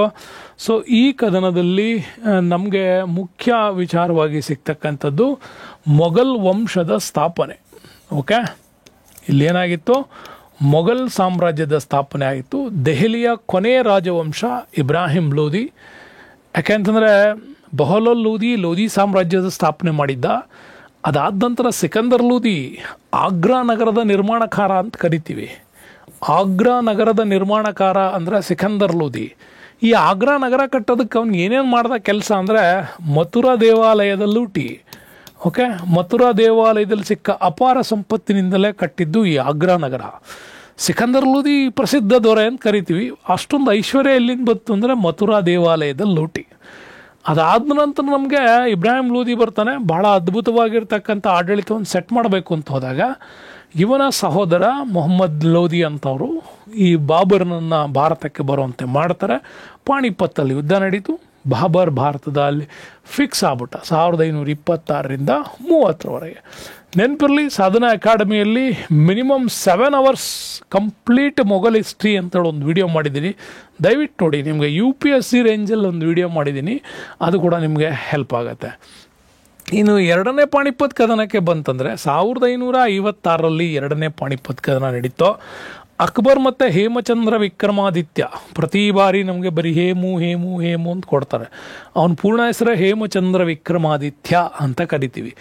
ದೆಹಲಿಯನ್ನು ಆಳಿದ, ನೆನ್ಪಿಟ್ಕೊಳ್ಳಿ, ಇವನ ಬಗ್ಗೆ ಇನ್ನೂ ಪ್ರಶ್ನೆ ಬರ್ಬೋದು, ದೆಹಲಿಯನ್ನು ಆಳಿದಂತಹ ಕೊನೆಯ ಹಿಂದೂ ದೊರೆ ಯಾರು ಅಂತ ಕೇಳ್ಬೋದು. ಆದರೆ ಇವನು ಸ್ವತಂತ್ರ ದೊರೆ ಅಲ್ಲ. ಬಿಹಾರದ ಮೊಹಮ್ಮದ್ ಲೋಧಿ ವಂಶದವರು ಇವನನ್ನು ಇಲ್ಲಿ ನೇಮಕ ಮಾಡಿದರು. ಹಾಗಾಗಿ ಇವನಿಲ್ಲಿ ಅಧಿಕಾರ ಮಾಡ್ತಾ ಇದ್ದ ಅಷ್ಟೇ. ಯಾಕೆ ಅಂತಂದರೆ ಹುಮಾಯೂನ್ ಯುದ್ಧದಲ್ಲಿ ಸೋತು ಹೋದ ನಂತರ ವಾಪಸ್ ಬಂದು ಭಾರತದಲ್ಲಿ ಸಾಮ್ರಾಜ್ಯವನ್ನು ಕಟ್ಟುವಾಗ ಇಡೀ ಅವನಿಗೆ ಹರಿಯಾಣ, ಪಂಜಾಬ್, ಲಾಹೋರ್ ಪ್ರದೇಶಗಳು ಸಿಕ್ಕಿತ್ತು, ಆದರೆ ದೆಹಲಿ ಸಿಕ್ಕಿರಲಿಲ್ಲ. ಆದರೆ ದೆಹಲಿಯನ್ನು ಬೈರಮ್ ಖಾನ್ ಈ ಅಕ್ಬರ್ಗೆ ವಹಿಸ್ಕೊಟ್ಟದ್ದು. ಓಕೆ, ಬೈರಮ್ ಖಾನ್ ಅಕ್ಬರ್ಗೆ ಈ ಪ್ರದೇಶವನ್ನು ಗೆದ್ದು ಕೊಟ್ಟಿದ್ದ. ಹಾಗಾಗಿ ಇಲ್ಲಿ ನಮಗೆ ಹೇಮಚಂದ್ರ ವಿಕ್ರಮಾದಿತ್ಯನ ವಿರುದ್ಧ ಹೋರಾಡಿಯೇ ದೆಹಲಿಯಲ್ಲಿ ಪುನಃ ಮೊಘಲ್ ಸಂಸ್ಥಾನದ ಸ್ಥಾಪನೆಗೆ ಕಾರಣ ಆಯಿತು ಅಂತ. ಇನ್ನು ಮೂರನೇ ಪಾಣಿಪತ್ ಕದನ ವೆರಿ ಇಂಪಾರ್ಟೆಂಟು. 1761ರ ಸಮಯ. ಅವಾಗ ಅಫ್ಘನ್ರು ಮತ್ತು ಮರಾಠ ಒಕ್ಕೂಟ, ಅವಾಗ 1ನೇ ಬಾಜಿರಾವ್ ನೇತೃತ್ವದಲ್ಲಿ ನಮ್ಮಲ್ಲಿ ಮರಾಠ ಒಕ್ಕೂಟ ಹೋರಾಟ ಮಾಡ್ತಾ ಇತ್ತು. ಆಗ ಇವನ ಆಪ್ತ ಸೇನಾದಂಡ ನಾಯಕನೇ ಸದಾಶಿವರಾವ್ ಅಂತ ಕರಿತೀವಿ. ಸದಾಶಿವರಾವ್ ಇವರ ಒಂದು ಆಪ್ತ ದಂಡ ನಾಯಕತ್ವದ ಹೋರಾಟದಲ್ಲೇ ಈ ಯುದ್ಧ ನಡೀತು. ಹಾಗಾಗಿ ಅಫ್ಘನ್ ಸಾಮ್ರಾಜ್ಯದ ದುರಾನಿ ಸಾಮ್ರಾಜ್ಯ ಅಂತ ಏನು ಕರಿತೀವಿ, ಅಲ್ಲಿಗೆ ಬಂದವನು ಅಹಮದ್ ಶಾ ದುರಾನಿ ಅಥವಾ ಅಹಮದ್ ಶಾ ಅಬ್ದಾಲಿ ಅಂತ ಕೂಡ ಅವನಿಗೆ ಹೆಸರು ಹೇಳ್ತಾರೆ. ನಿಮ್ಗೆ ಬೈ ಮಿಸ್ ಆಗಿ ಅಹಮದ್ ಶಾ ಅಬ್ದಾಲಿ ಕೊಡ್ಬೋದು ಅಥವಾ ಅಹಮದ್ ಶಾ ದುರಾನಿ ಕೊಡ್ಬೋದು, ಎರಡೂ ಒಂದೇ. ಅಫ್ಘನ್ರ ಸಾಮ್ರಾಜ್ಯವನ್ನು ದುರಾನಿ ರಾಜವಂಶ ಅಂತ ಕರೀತಾರೆ. ಹಾಗಾಗಿ ಅಹಮದ್ ಶಾ ದುರಾನಿ ಅಂತ ಅದು ಹೆಸರು, ಬಟ್ ಕೆಲವು ಕಡೆ ಅಹಮದ್ ಶಾ ಅಬ್ದಾಲಿ ಬರುತ್ತೆ. ಅಹಮದ್ ಶಾ ಅಬ್ದಾಲಿ, ಸದಾಶಿವರಾವ್ ಇಬ್ಬರ ನೇತು ಒಂದು ಹೋರಾಟ ನಡೀತದೆ. ಬಟ್ ಇಲ್ಲಿ ಆಗಿದ್ದೇನಪ್ಪ ಅಂತಂದರೆ, ಈ ಅಹಮದ್ ಶಾ ದುರಾನಿ ಭಾರತದಲ್ಲಿ ಸೋಲೋ ಸಂದರ್ಭ, ಅದು ಗೆಲ್ಲೋ ಸಂದರ್ಭ ಅಂತೂ ಅಲ್ಲ. ಬಟ್ ಆ ಸಂದರ್ಭದಲ್ಲಿ ಅವನು ಜಿಹಾದ್ ಘೋಷಣೆ ಮಾಡಿದ್ರಿಂದಾಗಿ ಈ 1ನೇ ಬಾಜಿರಾವ್ಗೆ ಈ ಒಂದು ಮೊಘಲ್ ಸಾಮ್ರಾಜ್ಯದ ಅಧೀನದಲ್ಲಿದ್ದಂಥ ಮುಸ್ಲಿಮ್ಸ್ಗಳು ಮತ್ತು ಮರಾಠ ವಂಶದ ಅಧೀನದಲ್ಲಿದ್ದಂಥ ಇಸ್ಲಾಂ ಪಂಗಡಗಳು ಯಾವೂ ಕೂಡ ಒಕ್ಕೂಟದಲ್ಲಿ ಸಹಾಯ ಮಾಡಲಿಲ್ಲ. ಅಂದಾಗ ಏಕಾಂಗಿಯಾಗಿ ಮರಾಠ ಒಕ್ಕೂಟ ಇಲ್ಲಿ ಹೋರಾಟ ಮಾಡೋ ಸಂದರ್ಭ ಬಂತು. ಆ ಸಂದರ್ಭದಲ್ಲಿ ಮರಾಠರ 4 ಒಕ್ಕೂಟಗಳಲ್ಲೇ ಒಂದು ಹೊಂದಾಣಿಕೆ ನೀತಿ ಕಡಿಮೆ ಆಗಿತ್ತು. ಮತ್ತು ಸದಾಶಿವರಾವ್ ಕೂಡ ಯಾವುದೇ ರೀತಿಯಲ್ಲಿ ಗೆರಿಲ್ಲಾ ತಂತ್ರಗಳನ್ನು ಬಳಸದೇ ಇದ್ದಿದ್ದರಿಂದಾಗಿ ಈ ಯುದ್ಧವನ್ನು ಸೋಲಿಗೆ ಕೊಡಬೇಕಾಯಿತು ಅಂತ ಹೇಳಿ ನಮ್ಮಲ್ಲಿ 3ನೇ ಪಾಣಿಪತ್ ಕದನದ ಬಗ್ಗೆ ಎಕ್ಸ್ಪ್ಲನೇಷನ್ಸ್ ಇರ್ತದೆ. ಹಾಗಾಗಿ 3 ಪಾಣಿಪತ್ ಇಲ್ಲಿ ನಡೆದವು. ನೆಕ್ಸ್ಟ್ ಬರೋಣ, ವೆರಿ ಇಂಪಾರ್ಟೆಂಟ್ ಕ್ವಶನ್ಸ್. ಭಾರತದಲ್ಲಿ ಈ ಕೆಳಗಿನಗಳಲ್ಲಿ ಯಾವುದನ್ನು ಪವಿತ್ರ ಸ್ಥಳವನ್ನು ಬಂಗಾರದ ದೇಗುಲವೆಂದು ಕರೆಯಲ್ಪಡಲಾಗಿದೆ? ಬಂಗಾರದ ದೇಗುಲ ಅಂದ ತಕ್ಷಣ ನಿಮಗೆ ಅಮೃತ್ಸರ್ ನೆನಪಾಗುತ್ತೆ, ಬಟ್ ಇಲ್ಲಿ ಅಮೃತ್ಸರೇ ಇಲ್ಲ. ತಿರುಮಲ ದೇವಾಲಯ ಇದೆ ಆಂಧ್ರ ಪ್ರದೇಶ್, ಹೇಮಕೂಟ್ ಸಾಹೀಬ್ ಅಂತ ಇದೆ, ಇನ್ನು ಧರ್ಮಸ್ಥಳ ಇದೆ, ಹರ್ಮಿಂದರ್ ಸಾಹೀಬ್ ಅಂತಿದೆ. ನೀವು ಇದರಲ್ಲಿ 2 ಸೆಲೆಕ್ಟ್ ಮಾಡಬೇಕಷ್ಟೇ. ಇವೆರಡರಲ್ಲಿ ಒಂದನ್ನು ನೀವು ಇದಕ್ಕೆ ಸೆಲೆಕ್ಟ್ ಮಾಡಬೇಕಾಗತ್ತೆ. ಇದನ್ನು ಬಂಗಾರದ ದೇಗುಲ ಅಂತ ಕರೆಯೋದು. ಇದು ನಮಗೆ ಸಿಖ್ ಸಂಸ್ಥಾನದಲ್ಲಿ ಸ್ಥಾಪನೆಯಾಗಿದ್ದಂತಹ 5 ಸ್ಥಳಗಳಲ್ಲಿ ಈ ಹರ್ಮಿಂದರ್ ಸಾಹೀಬ್ ಏನಿದೆ 2008ಕ್ಕೆ ನಮ್ಮಲ್ಲಿ 300ನೇ ವರ್ಷದ ಸಂಭ್ರಮಾಚರಣೆ ಮಾಡಿದ್ರು. ಆವಾಗ ಈ ಪ್ರಶ್ನೆ ಕರೆಂಟ್ ಅಫೇರ್ಸ್ ಪ್ರಶ್ನೆಯಾಗಿ ಇದು ಅವಾಗ ಬಂದಿತ್ತು, ಯಾವ ಸ್ಥಳವನ್ನು ಬಂಗಾರದ ದೇಗುಲ ಅಂತೇಳಿ ಕರೀತಾರೆ ಅಂತ. ಫಸ್ಟ್ ಟೈಮ್ ಸಿಖ್ಖರ 5 ಪವಿತ್ರ ಕ್ಷೇತ್ರಗಳಲ್ಲಿ ಈ ಹಜೂರ್ ಸಾಹೇಬ್ ಅಥವಾ ಹರ್ಮಿಂದರ್ ಸಾಹೀಬನ್ನು ಮೊದಲ ಒಂದು ಪ್ರಮುಖವಾಗಿರ್ತಕ್ಕಂತಹ ಧಾರ್ಮಿಕ ಕೇಂದ್ರಗಳಲ್ಲಿ, ಸಿಖ್ಖರ 5 ಧಾರ್ಮಿಕ ಕೇಂದ್ರಗಳಲ್ಲಿ ಇದು ಒಂದು ಅಂಥೇಳಿ ಪರಿಗಣನೆಗೆ ತೆಗೆದುಕೊಳ್ಳಲಾಗುತ್ತೆ. 1832ರಿಂದ 37ರ ಮಧ್ಯೆ ಸಿಖ್ ಸಾಮ್ರಾಜ್ಯದ ಸ್ಥಾಪಕ ಮಹಾರಾಜ ರಣಜಿತ್ ಸಿಂಗ್ ಏನಿದ್ದ, ಈತ ಸಿಖ್ ಸಾಮ್ರಾಜ್ಯದ ಸ್ಥಾಪಕ. ಅವನು ಈ ಒಂದು ಹರ್ಮಿಂದರ್ ಸಾಹೀಬ್ ಅಥವಾ ಹಜೂರ್ ಸಾಹೀಬನ್ನು ನಿರ್ಮಾಣ ಮಾಡಿದ. ಎಲ್ಲಿದೆ ಅಂದ ತಕ್ಷಣ ನಿಮ್ಗೆ ಇದು ಕನ್ಫ್ಯೂಸ್ ಆಗಬೇಡಿ. ಇದು ಮಹಾರಾಷ್ಟ್ರದ ಗೋದಾವರಿ ನದಿ ದಡದಲ್ಲಿ ನಾಂದೇಡ್ ಅನ್ನೋ ಪ್ರದೇಶ ಬರುತ್ತೆ. ಈ ನಾಂದೇಡ್ ಪ್ರದೇಶದಲ್ಲಿ ಇದನ್ನು ಕಟ್ಟಲಾಗಿತ್ತು. ಸಿಖ್ ಧರ್ಮ ಸಂಸ್ಥಾಪನೆ ಇರೋದು ಪಂಜಾಬಲ್ಲಿ. ಗೋದಾವರಿ ನದದ ತಟದಲ್ಲಿ ಯಾಕೆ ಇದನ್ನು ಕಟ್ಟಿದ್ರು ಅಂತಂದರೆ ಅದಕ್ಕೆ ವೆರಿ ಇಂಪಾರ್ಟೆಂಟು. 1708 ನಂತರ ನಿರ್ಮಾಣ ಮಾಡಲಾಗಿತ್ತು. ಇಲ್ಲಿ ಗುರು ಗೋವಿಂದ್ ಸಿಂಗ್ ಇದ್ನಲ್ಲ, ಈತನ ಹೋರಾಟದ ಸಂದರ್ಭದ, ಔರಂಗಜೇಬ್ನ ವಿರುದ್ಧದ ಹೋರಾಟದ ಸಂದರ್ಭ. ಹಾಗಾಗಿ ಗುರು ಗೋವಿಂದ್ ಸಿಂಗ್ ನಿಧನವಾದಂಥ ಸ್ಥಳನೇ ಈ ಗೋದಾವರಿ ನದಿ ದಡದ ನಾಂದೇಡ್ ಅಂತ ಕರಿತೀವಿ. ಆ ನಾಂದೇಡನ್ನು ಇವತ್ತು ಕೂಡ ಏನಂತ ಕರೀತಾರೆ ಅಂತಂದರೆ ಸಚ್ ಕುಂಡ್ ಅಥವಾ ಸತ್ಯದ ಕ್ಷೇತ್ರ ಅಂತ ಕೂಡ ಇದನ್ನು ಕರೀತಾರೆ. ಹಾಗಾಗಿ ಇಲ್ಲಿ ಈ ಒಂದು ಮಹಾರಾಷ್ಟ್ರದ ಪ್ರದೇಶದಲ್ಲಿ ಇದನ್ನು ನಿರ್ಮಾಣ ಮಾಡಲಾಯಿತು. ಸೊ ಮತ್ತೊಂದು ಇಂಟ್ರೆಸ್ಟಿಂಗ್ ಕ್ವಶನ್ಸ್ ಬಂತು ನೋಡಿ, ಭಾಳ ಫೇವ್ರೇಟ್ ಕ್ವಶನ್ಸ್ ಇದು ನಿಮಗೆ ಎಕ್ಸಾಮ್ಸಲ್ಲಿ. ಸ್ವತಂತ್ರ ಭಾರತದ ಮೊದಲ ಗವರ್ನರ್ ಜನರಲ್ ಯಾರು ಅಂತ ಕೇಳ್ತಾರೆ. ಬರೀ ಎಲ್ಲ ಅಂದರೆ ಇಲ್ಲಿ ಸ್ವತಂತ್ರ ಭಾರತದ ಅಂತ ಕೇಳಿರೋದು. ಈ ಪಾಯಿಂಟ್ ನೀವು ನೋಡಲಿಲ್ಲ ಅಂದರೆ ಪ್ರಶ್ನೆಗೆ ತಪ್ಪು ಉತ್ತರ ಮಾಡ್ಕೊಂಡ್ಬಿಡ್ತೀರಾ. ಸ್ವತಂತ್ರ ಭಾರತದ ಮೊದಲ ಗವರ್ನರ್ ಜನರಲ್ ಯಾರು ಅಂತ ಕೇಳಿದ್ರೆ ನೋಡಿ, ಸಿ ರಾಜಗೋಪಾಲ್ಚಾರಿ ಇದೆ, Rajendra Prasad, lord Mount baton, Radhakrishnan ಅವರಿದ್ದಾರೆ. ಅದರಲ್ಲಿ ನಿಮಗೆ ರಾಜೇಂದ್ರ ಪ್ರಸಾದ್ ರಾಷ್ಟ್ರಪತಿಯಾಗಿದ್ದವರು, ರಾಧಾಕೃಷ್ಣನ್ ಅವರು ಕೂಡ ಅಷ್ಟೇ ಉಪರಾಷ್ಟ್ರಪತಿಯಿಂದ ರಾಷ್ಟ್ರಪತಿ ಆದಂಥವ್ರೆ. ಸೊ ನಿಮ್ಗೆ ಅವೆರಡು ತೆಗೆದುಬಿಟ್ರೆ ಎರಡು ಈಸಿಯಾಗಿ ಸಿಗುತ್ತೆ, Rajagopalachari or lord Mountbatten ಅಂತ. ಆದರೆ ಸ್ವತಂತ್ರ ಭಾರತದ ಮೊದಲ ಗವರ್ನರ್ ಜನರಲ್ ಆಗಿದ್ದವರು ಲಾರ್ಡ್ ಮೌಂಟ್ ಬ್ಯಾಟನ್ ಅವರು. ಯಾಕೆಂದರೆ ಭಾರತ ಸ್ವತಂತ್ರ ಆದ ತಕ್ಷಣ ಇಡೀ ಭಾರತವನ್ನು ಬಿಟ್ಟೇನು ಹೋಗಿರಲಿಲ್ಲ ಅವರು. ಸ್ವಾತಂತ್ರ್ಯದ ಆದ ನಂತರ 1950 ಸಂವಿಧಾನ ರಚನೆಯಾಗಿ ಸಂವಿಧಾನದ ಪ್ರಕಾರ ನಮ್ಮ ಭಾರತೀಯ ಸರ್ಕಾರ ಜಾರಿಯಾಗುವ ಸಂದರ್ಭದವರೆಗೂ ಕೂಡ ನಮ್ಮಲ್ಲಿ ಈ ಗವರ್ನರ್ ಜನರಲ್ ಹುದ್ದೆಯಲ್ಲಿ ಮುಂದುವರ್ಕೊಂಡು ಹೋದವರೇ ಇಬ್ಬರು. ಫಸ್ಟ್ ಲಾರ್ಡ್ ಮೌಂಟ್ ಬ್ಯಾಟನ್, ಆ ನಂತರ ಸಿ ರಾಜಗೋಪಾಲ್ಚಾರಿ.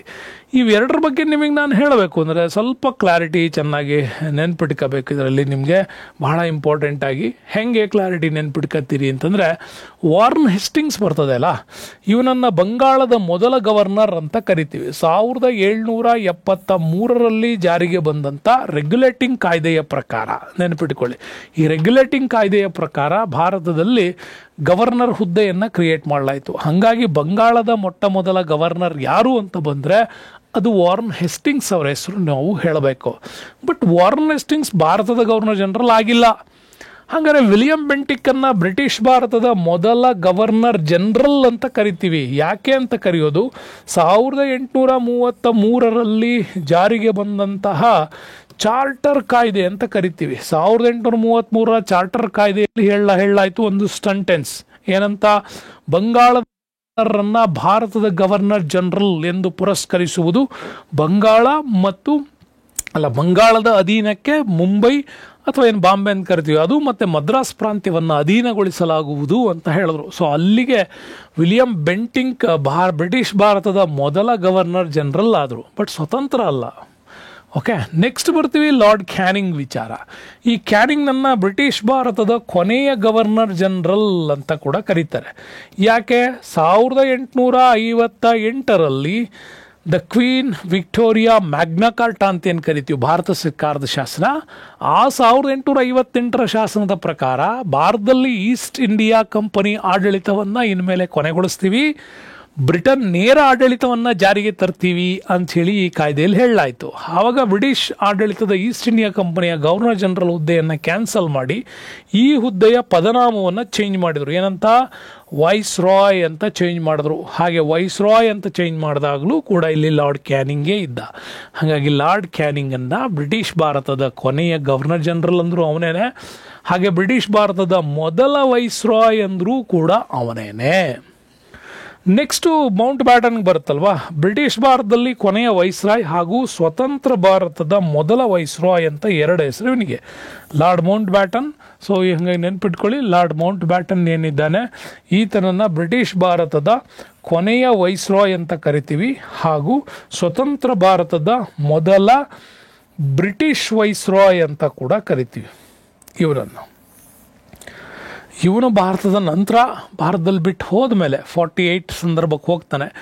ಆಗ ಭಾರತದಲ್ಲಿ ಸಿ ರಾಜಗೋಪಾಲ್ಚಾರಿ ಅವರು, ಸೊ ಮದ್ರಾಸಿಂದ ಹೋರಾಟ ಮಾಡ್ತಿದ್ದಂಥವರು, ಮದ್ರಾಸಲ್ಲಿ ಉಪ್ಪಿನ ಸತ್ಯಾಗ್ರಹದ ನೇತೃತ್ವ ಕೂಡ ಇವ್ರದೇನೆ.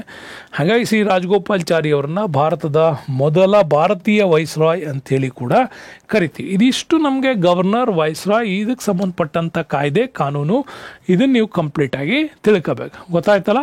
1773 regulating act, 1813 charter act, 1858 Bharat ಸರ್ಕಾರ ಶಾಸನ, ಗೌರ್ಮೆಂಟ್ ಆ್ಯಕ್ಟ್ ಏನಿದೆ ಇವು. ಅದಾಂದ್ರೆ 1947 ಭಾರತ ವಿಭಜನೆಯ ಕಾಯ್ದೆ ಏನಿತ್ತು ಅದರ ಪ್ರಕಾರ ಹೀಗೆ ಮಾಡಲಾಯಿತು. ಸೊ ಇದಿಷ್ಟು ಕೂಡ ನೀವು ಇದಕ್ಕೆ ಸಂಬಂಧಪಟ್ಟಂಗೆ ಓದ್ತೀರಾ. ನೆಕ್ಸ್ಟ್ ನೋಡಿ, ವೆರಿ ಇಂಪಾರ್ಟೆಂಟ್ ಕ್ವಶನ್ಸ್.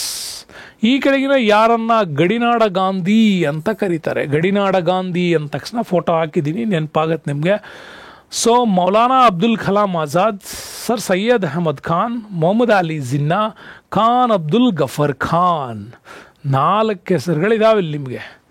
4 ಹೆಸರುಗಳು ಕೂಡ ತುಂಬಾ ಶೇಕಬಲ್ ಅನ್ಸೋದು ಪ್ರಶ್ನೆ ಆಗಿತ್ತು ಆ ಕಾರಣಕ್ಕೆ.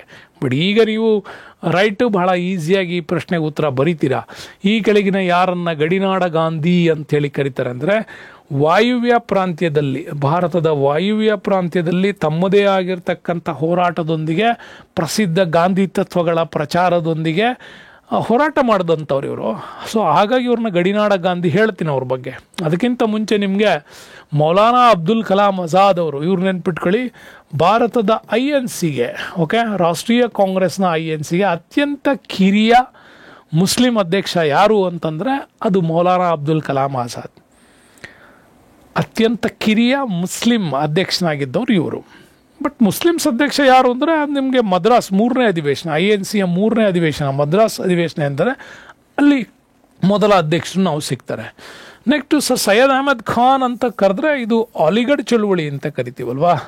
1875 ನಡೆದಂತಹ 57 ನಡೆದಂತಹ 75 ನಡೆದಂತಹ ಅಲಿಗಢ ಮೂಮೆಂಟ್ ಏನಿದೆ, 1875 ಅಲಿಗಢ ಚಳುವಳಿ ಏನಿದೆ, ಇದು ದಿ ಸೈನ್ಸ್ ಕ್ಲಬ್ ಅನ್ನುವಂಥ ವಿಚಾರವನ್ನು ಪ್ರಸ್ತಾವನೆ ಮಾಡಿಬಿಟ್ಟು ಭಾರತದ ಮುಸ್ಲಿಮ್ಸ್ ಅವರು ವಿದೇಶದ ಪಾಶ್ಚಿಮಾತ್ಯ ಶಿಕ್ಷಣವನ್ನು ಪಡಿಬೇಕು ಅನ್ನೋ ಕಾರಣಕ್ಕಾಗಿ ಅಲಿಗಢ ಮುಸ್ಲಿಂ ಯೂನಿವರ್ಸಿಟಿ ಮುಖಾಂತರ ಭಾಳ ದೊಡ್ಡ ಮಟ್ಟದ ಪಾಶ್ಚಿಮಾತ್ಯ ಶಿಕ್ಷಣ ಮತ್ತು ವಿದೇಶಕ್ಕೆ ಹೋಗಿ ಬರುವಂಥ ಖರ್ಚನ್ನು ಕೂಡ ಅವರೇ ವಹಿಸ್ಕೊಂಡಿದ್ರು. ಅಂತಂದು ಅದ್ಭುತವಾದಂಥ ಶಿಕ್ಷಣ ಕ್ಷೇತ್ರದ ಕ್ರಾಂತಿಗಾಗಿ ಶ್ರಮಪಟ್ಟವರು. ನೆಕ್ಸ್ಟು ಮೊಹಮ್ಮದ್ ಅಲಿ ಜಿನ್ನಾ, ನಿಮಗೆಲ್ಲ ಗೊತ್ತಿದೆ. ಮೊಹಮ್ಮದ್ ಅಲಿ ಜಿನ್ನಾ ನಮ್ಮಲ್ಲಿ ವೆರಿ ಇಂಪಾರ್ಟೆಂಟಾಗಿ ಬರ್ತಾರೆ. ಸ್ಟಾರ್ಟಿಂಗಲ್ಲಿ ಮುಸ್ಲಿಂ ಲೀಗನ್ನು ಯಾಕೆ ಸ್ಥಾಪನೆ ಮಾಡಿದ್ರಿ ಅನ್ನೋದರ ದೊಡ್ಡ ವಿರೋಧ ಇದ್ದಂಥವ್ರು ಇವರು. 1906 ಸ್ಥಾಪನೆ ಆದಂತಹ ಮುಸ್ಲಿಂ ಲೀಗಿಗೆ ಇವರು ವಿರೋಧ ವ್ಯಕ್ತಪಡಿಸಿದವರು ಇವರು ಮೊದಲಿಗೆ 1906ಕ್ಕೆ. ನೆಕ್ಸ್ಟು 1913 ಇವರೇ ಅಖಿಲ ಭಾರತ ಮುಸ್ಲಿಂ ಲೀಗ್ನ ಅಧ್ಯಕ್ಷರಾಗ್ತಾರೆ. ಸ್ವತಂತ್ರ ಭಾರತದ ಕಲ್ಪನೆ ಬಂದಾಗ ಭಾರತದ ವಿಭಜನೆಯಲ್ಲಿ ಪಾಕಿಸ್ತಾನ ಅನ್ನುವಂಥ ರಾಷ್ಟ್ರ ರಚನೆಗಾಗಿ ಹೋರಾಟ ಮಾಡ್ತಾರೆ. ಹಾಗಾಗಿ ಭಾರತವನ್ನು ಒಡೆದಾಕಿದವರಲ್ಲಿ ಅವರು ಕೂಡ ಒಬ್ಬರು. ಇಂಪಾರ್ಟೆನ್ಸ್ ಆಗಿ ಬಂದರೆ ನಮಗೆ ಖಾನ್ ಅಬ್ದುಲ್ ಗಫರ್ ಖಾನ್, ಇವ್ರನ್ನ ಗಡಿನಾಡ ಗಾಂಧಿ ಅಂತ ಕೂಡ ಕರೀತಾರೆ. ಇನ್ನೊಂದು ಬಾದ್ಶಾ ಖಾನ್ ಅಂತಲೂ ಕೂಡ ಇವ್ರನ್ನ ಕರೀತಾರೆ, ಬಾದ್ಶಾ ಖಾನ್ ಅಂತ.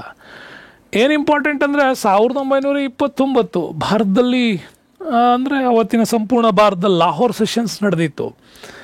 ಈ ಲಾಹೋರ್ ಕಾಂಗ್ರೆಸ್ ಅಧಿವೇಶನದಲ್ಲಿ ಪೂರ್ಣ ಸ್ವರಾಜ್ಯದ ಹೋರಾಟಗಳು ನಡೀತು.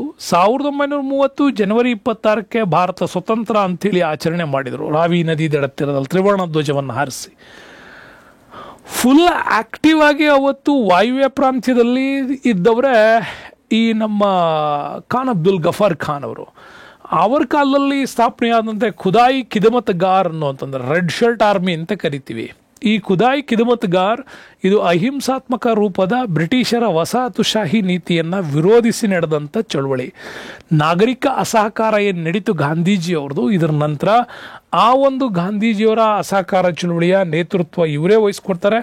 ಪೇಶಾವರದಿಂದ ಕರಾಚಿವರೆಗೂ ಕೂಡ ಉಪ್ಪಿನ ಸತ್ಯಾಗ್ರಹವನ್ನು ನಡೆಸ್ತಾರೆ. ನಮ್ಮಲ್ಲಿ ಹೆಂಗೆ ಗಾಂಧೀಜಿ ಸಬರಮತಿ ಟು ದಂಡಿಗೆ ಯಾತ್ರೆ ಮಾಡಿದ್ರು, ಹಂಗೆ ಇವರು ಪೇಶಾವರ್ ಟು ಕರಾಚಿವರೆಗೆ ಇವರು ಮಾಡಿಬಿಟ್ಟು ಎಲ್ಲ ಯುವಕರನ್ನ ಒಟ್ಟುಗೂಡಿಸಿ ಒಂದು ಅಹಿಂಸಾತ್ಮಕ ಹೋರಾಟಕ್ಕೆ ಕರೆ ನೀಡ್ತಾರೆ. ಹಾಗಾಗಿ ವಾಯುವ್ಯ ಗಡಿ ಪ್ರಾಂತ್ಯದಲ್ಲಿ ಪಠಾಣ್ರನ್ನ ಸ್ವತಂತ್ರಕ್ಕೆ ಅಣಿಗೊಳಿಸಿದ್ದು ಇವರೇನೆ.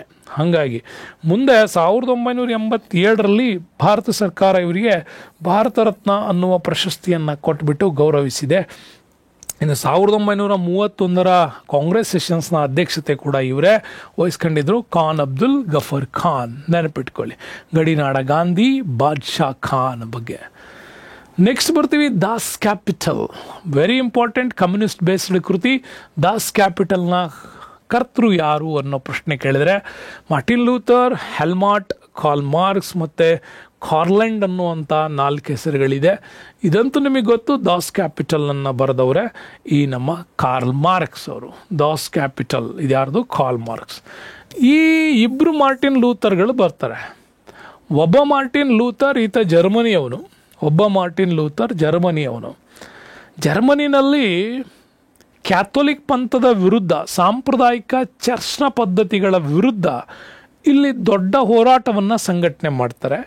ಹಾಗಾಗಿ ಚರ್ಚ್ನಲ್ಲಿ ನಡೀತಿದ್ದಂಥ ಅನೈತಿಕ ವ್ಯವಹಾರಗಳ ವಿರುದ್ಧ ಮತ್ತು ಪಾಪ ಕ್ಷಮಾಪಣಾ ಪತ್ರ ಅನ್ನೋ ಹೆಸರಿನಲ್ಲಿ ಅವತ್ತಿನ ಕಾಲಕ್ಕೆ ಚರ್ಚಿಂದ ನಡೀತಿದ್ದಂಥ ದುರಾಚಾರ, ಎಷ್ಟೇ ತಪ್ಪುಗಳನ್ನು ಮಾಡಿ ನೀವು ಪಾಪ ಕ್ಷಮಾಪಣಾ ಪತ್ರವನ್ನು ಚರ್ಚ್ಗೆ ಹಣವನ್ನು ಕೊಟ್ಟು ಕೊಂಡ್ಕೊಂಬಿಟ್ರೆ ನೀನು ಪಾಪ ವಿಮುಕ್ತಿ ಆಗ್ತಿ ಅಂತ, ಅದರಿಂದ ಬದ್ದ ದುಡ್ಡಿನಲ್ಲಿ ಇವರು ಚರ್ಚ್ನ ಕಾರ್ಯಗಳನ್ನು ಮತ್ತು ಲೌಕಿಕತೆ ವಿಚಾರಗಳಲ್ಲಿ ಹೆಚ್ಚು ಫ್ಯಾಷನೇಟ್ ಆಗೋದಕ್ಕೆ ಶುರುವಾದರು.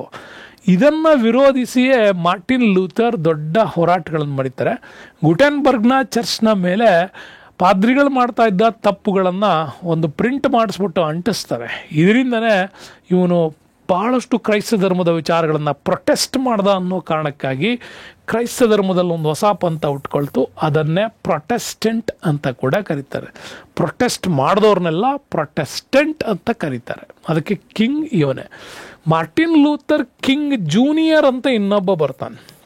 ನಿಮ್ಗೆ ಅವನು ಬರೋದು USA. ಇವನು ಕೂಡ ಸಾಮಾಜಿಕ ಹೋರಾಟಗಾರ. ಅಬ್ರಹಾಂ ಲಿಂಕನ್ ಹೇಗೆ ಕರಿಯರು ಬಿಳಿಯರ ನಡುವಿನ ತಾರತಮ್ಯದ ವಿಚಾರವಾಗಿ ಬಂತೋ ಅದೇ ಸಾಮಾಜಿಕ ಹೋರಾಟವನ್ನು ಕಂಟಿನ್ಯೂಟಿಯಾಗಿ ಮಾಡಿಕೊಂಡು ಮಾರ್ಟಿನ್ ಲೂಥರ್ ಕಿಂಗ್ ಮಾಡ್ತಾರೆ. ಹಾಗಾಗಿ ಅಮೇರಿಕನ್ ಗಾಂಧಿ ಅಂತಲೇ ಮಾರ್ಟಿನ್ ಲೂಥರ್ ಕಿಂಗ್ ಜೂನಿಯರ್ಗೆ ಕರಿತೀವಿ. ಇನ್ನು ನೆಲ್ಸನ್ ಮಂಡೇಲಾ ಆಫ್ರಿಕಾದ ಗಾಂಧಿ ಅಂತಲೂ ಕೂಡ ಕರಿತೀವಿ. ಅದರಲ್ಲಿ ಕಾರ್ಲ್ ಮಾರ್ಕ್ಸ್ ವೆರಿ ಇಂಪಾರ್ಟೆಂಟು. ಮಾರ್ಕ್ಸ್ವಾದಿ ಕಮ್ಯುನಿಸ್ಟ್ನ ವಿಚಾರದಲ್ಲಿ ಬಹಳ ಆಸಕ್ತಿ ಇಟ್ಕೊಂಡಂತಹ ಜರ್ಮನಿ ಮೂಲದ ಒಂದು ಶ್ರೇಷ್ಠ ತತ್ವಜ್ಞಾನಿ. ಆ ಜರ್ಮನಿ ಮೂಲದ ತತ್ವಜ್ಞಾನಿಗೆ ಯಾರಪ್ಪ ಅಂತಂದರೆ ಈ ಒಂದು ಕಾರ್ಲ್ ಮಾರ್ಕ್ಸ್, ಕ್ರಾಂತಿಕಾರಿ ಸಮಾಜವಾದಿ ಅಂತ ಕರಿತೀವಿ. ದಿ ಕಮ್ಯುನಿಸ್ಟ್ ಮ್ಯಾನಿಫೆಸ್ಟೋ ಅನ್ನೋದು ಇದು ಅವರ ಅನೇಕ ರೀತಿಯ ಪತ್ರಗಳಿವು. ಓಕೆ, ಈ ಪತ್ರಗಳನ್ನು ಕಮ್ಯುನಿಸ್ಟ್ ವಿಚಾರಧಾರೆಗಾಗಿ 1842ರಲ್ಲಿ ಫ್ರೆಡ್ರಿಕ್ ಎಂಗಲ್ಸ್ ಅವ್ರ ಜೊತೆಗೆ ಸೇರಿಕೊಂಡು ಮಾಡಿದಂತಹ ಅನೇಕ ಪತ್ರಗಳಿವು. ಅವೆಲ್ಲವನ್ನು ಸೇರಿಸಿ ಬರೆದಂಥ ಕಮ್ಯುನಿಸ್ಟ್ ಕರಪತ್ರಗಳೇ ಮುಂದೆ 1867ರಿಂದ 94 ಮಧ್ಯದಲ್ಲಿ ಬಂದಂಥ ಪುಸ್ತಕ ದಾಸ್ ಕ್ಯಾಪಿಟಲ್. 3 ಆವೃತ್ತಿಗಳಲ್ಲಿ ಬಿಡುಗಡೆ ಆಯಿತು. ಬಟ್ ಇದು ಯುರೋಪ್ನಲ್ಲಿ ಹೆಚ್ಚು ಪ್ರಚಾರ ಆಗಿದ್ದಕ್ಕಿಂತಲೂ ರಷ್ಯಾದಲ್ಲಿ ತುಂಬ ಬದಲಾವಣೆ ತರೋದಕ್ಕೆ ಸಾಧ್ಯವಾಗಿದ್ದೆ ಈ ದಾಸ್ ಕ್ಯಾಪಿಟಲ್. ಹಾಗಾಗಿ ಈ ದಾಸ್ ಕ್ಯಾಪಿಟಲ್ನಲ್ಲೇ ಇಲ್ಲಿ ನಮಗೆ ರಷ್ಯಾದಲ್ಲಿ ಕಂಡು ಬರುವಂತಹ ಒಬ್ಬ ಶ್ರೇಷ್ಠ ಹೋರಾಟಗಾರ ಲೆನಿನ್ ಅಲ್ಲೇ ಬರೋದು ನಮಗೆ. ಲೆನಿನ್ ರಷ್ಯಾವನ್ನು ರಾಜಪ್ರಭುತ್ವವನ್ನು ಕಿತ್ತಾಕಿ ಅಲ್ಲಿ ಆಡಳಿತ ಪಕ್ಷವನ್ನಾಗಿ ಪರಿವರ್ತನೆ ಮಾಡ್ತಾರೆ. ಹಾಗಾಗಿ 2 ವಿಭಿನ್ನ ಪಕ್ಷಗಳ ಮುಖಾಂತರ ರಷ್ಯಾದಲ್ಲಿ ಅಧಿಕಾರ ಮಾಡಿದವನೇ ಹಾಗಾಗಿ USSR ಅಂತ ಕರಿತೀವಿ, ಯುನೈಟೆಡ್ ಸೋವಿಯತ್ ರಷ್ಯಾ ಅಂತ ಏನು ಕರಿತೀವಿ.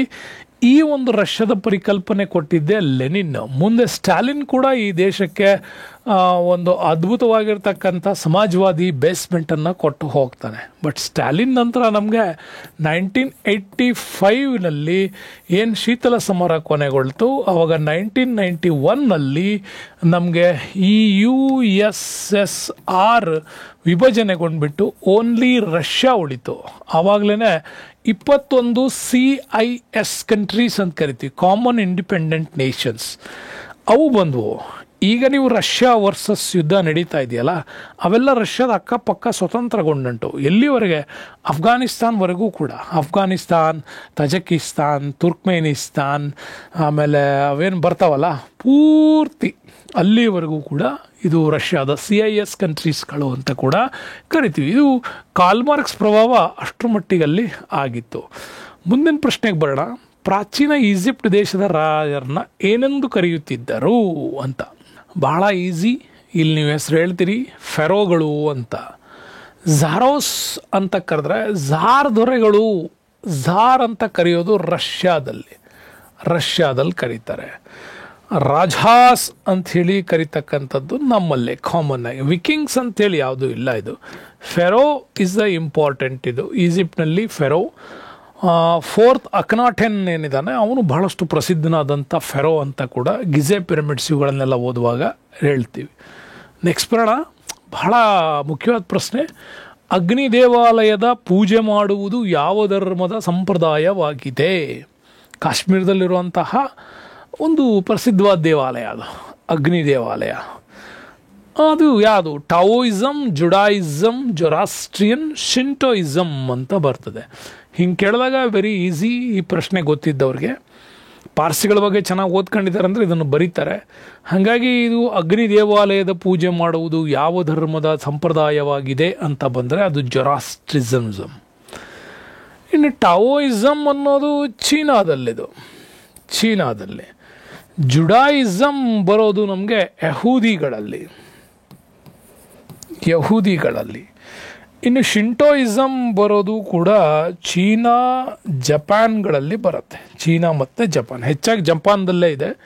ಬೇಸ್ಮೆಂಟ್ ಚೀನಾದಲ್ಲಿ ಕೂಡ ಇತ್ತದು.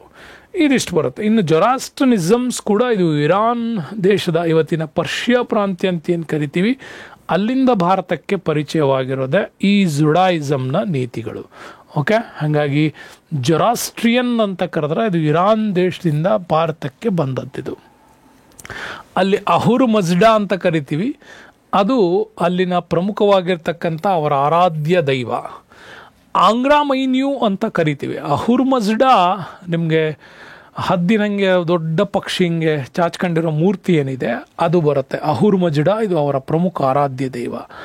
ಆಂಗ್ರಾ ಮೈನ್ಯೂ ಅಂತ ಬರುತ್ತೆ. ಇದು ಕೂಡ ನಮ್ಮಲ್ಲಿ ದೇವರು ದೆವ್ವ ಅನ್ನೋ ಕಲ್ಪನೆ ಏನು ಕರಿತೀವಿ, ಅದು ಅವರ ರಾಕ್ಷಸ ದೇವತೆ.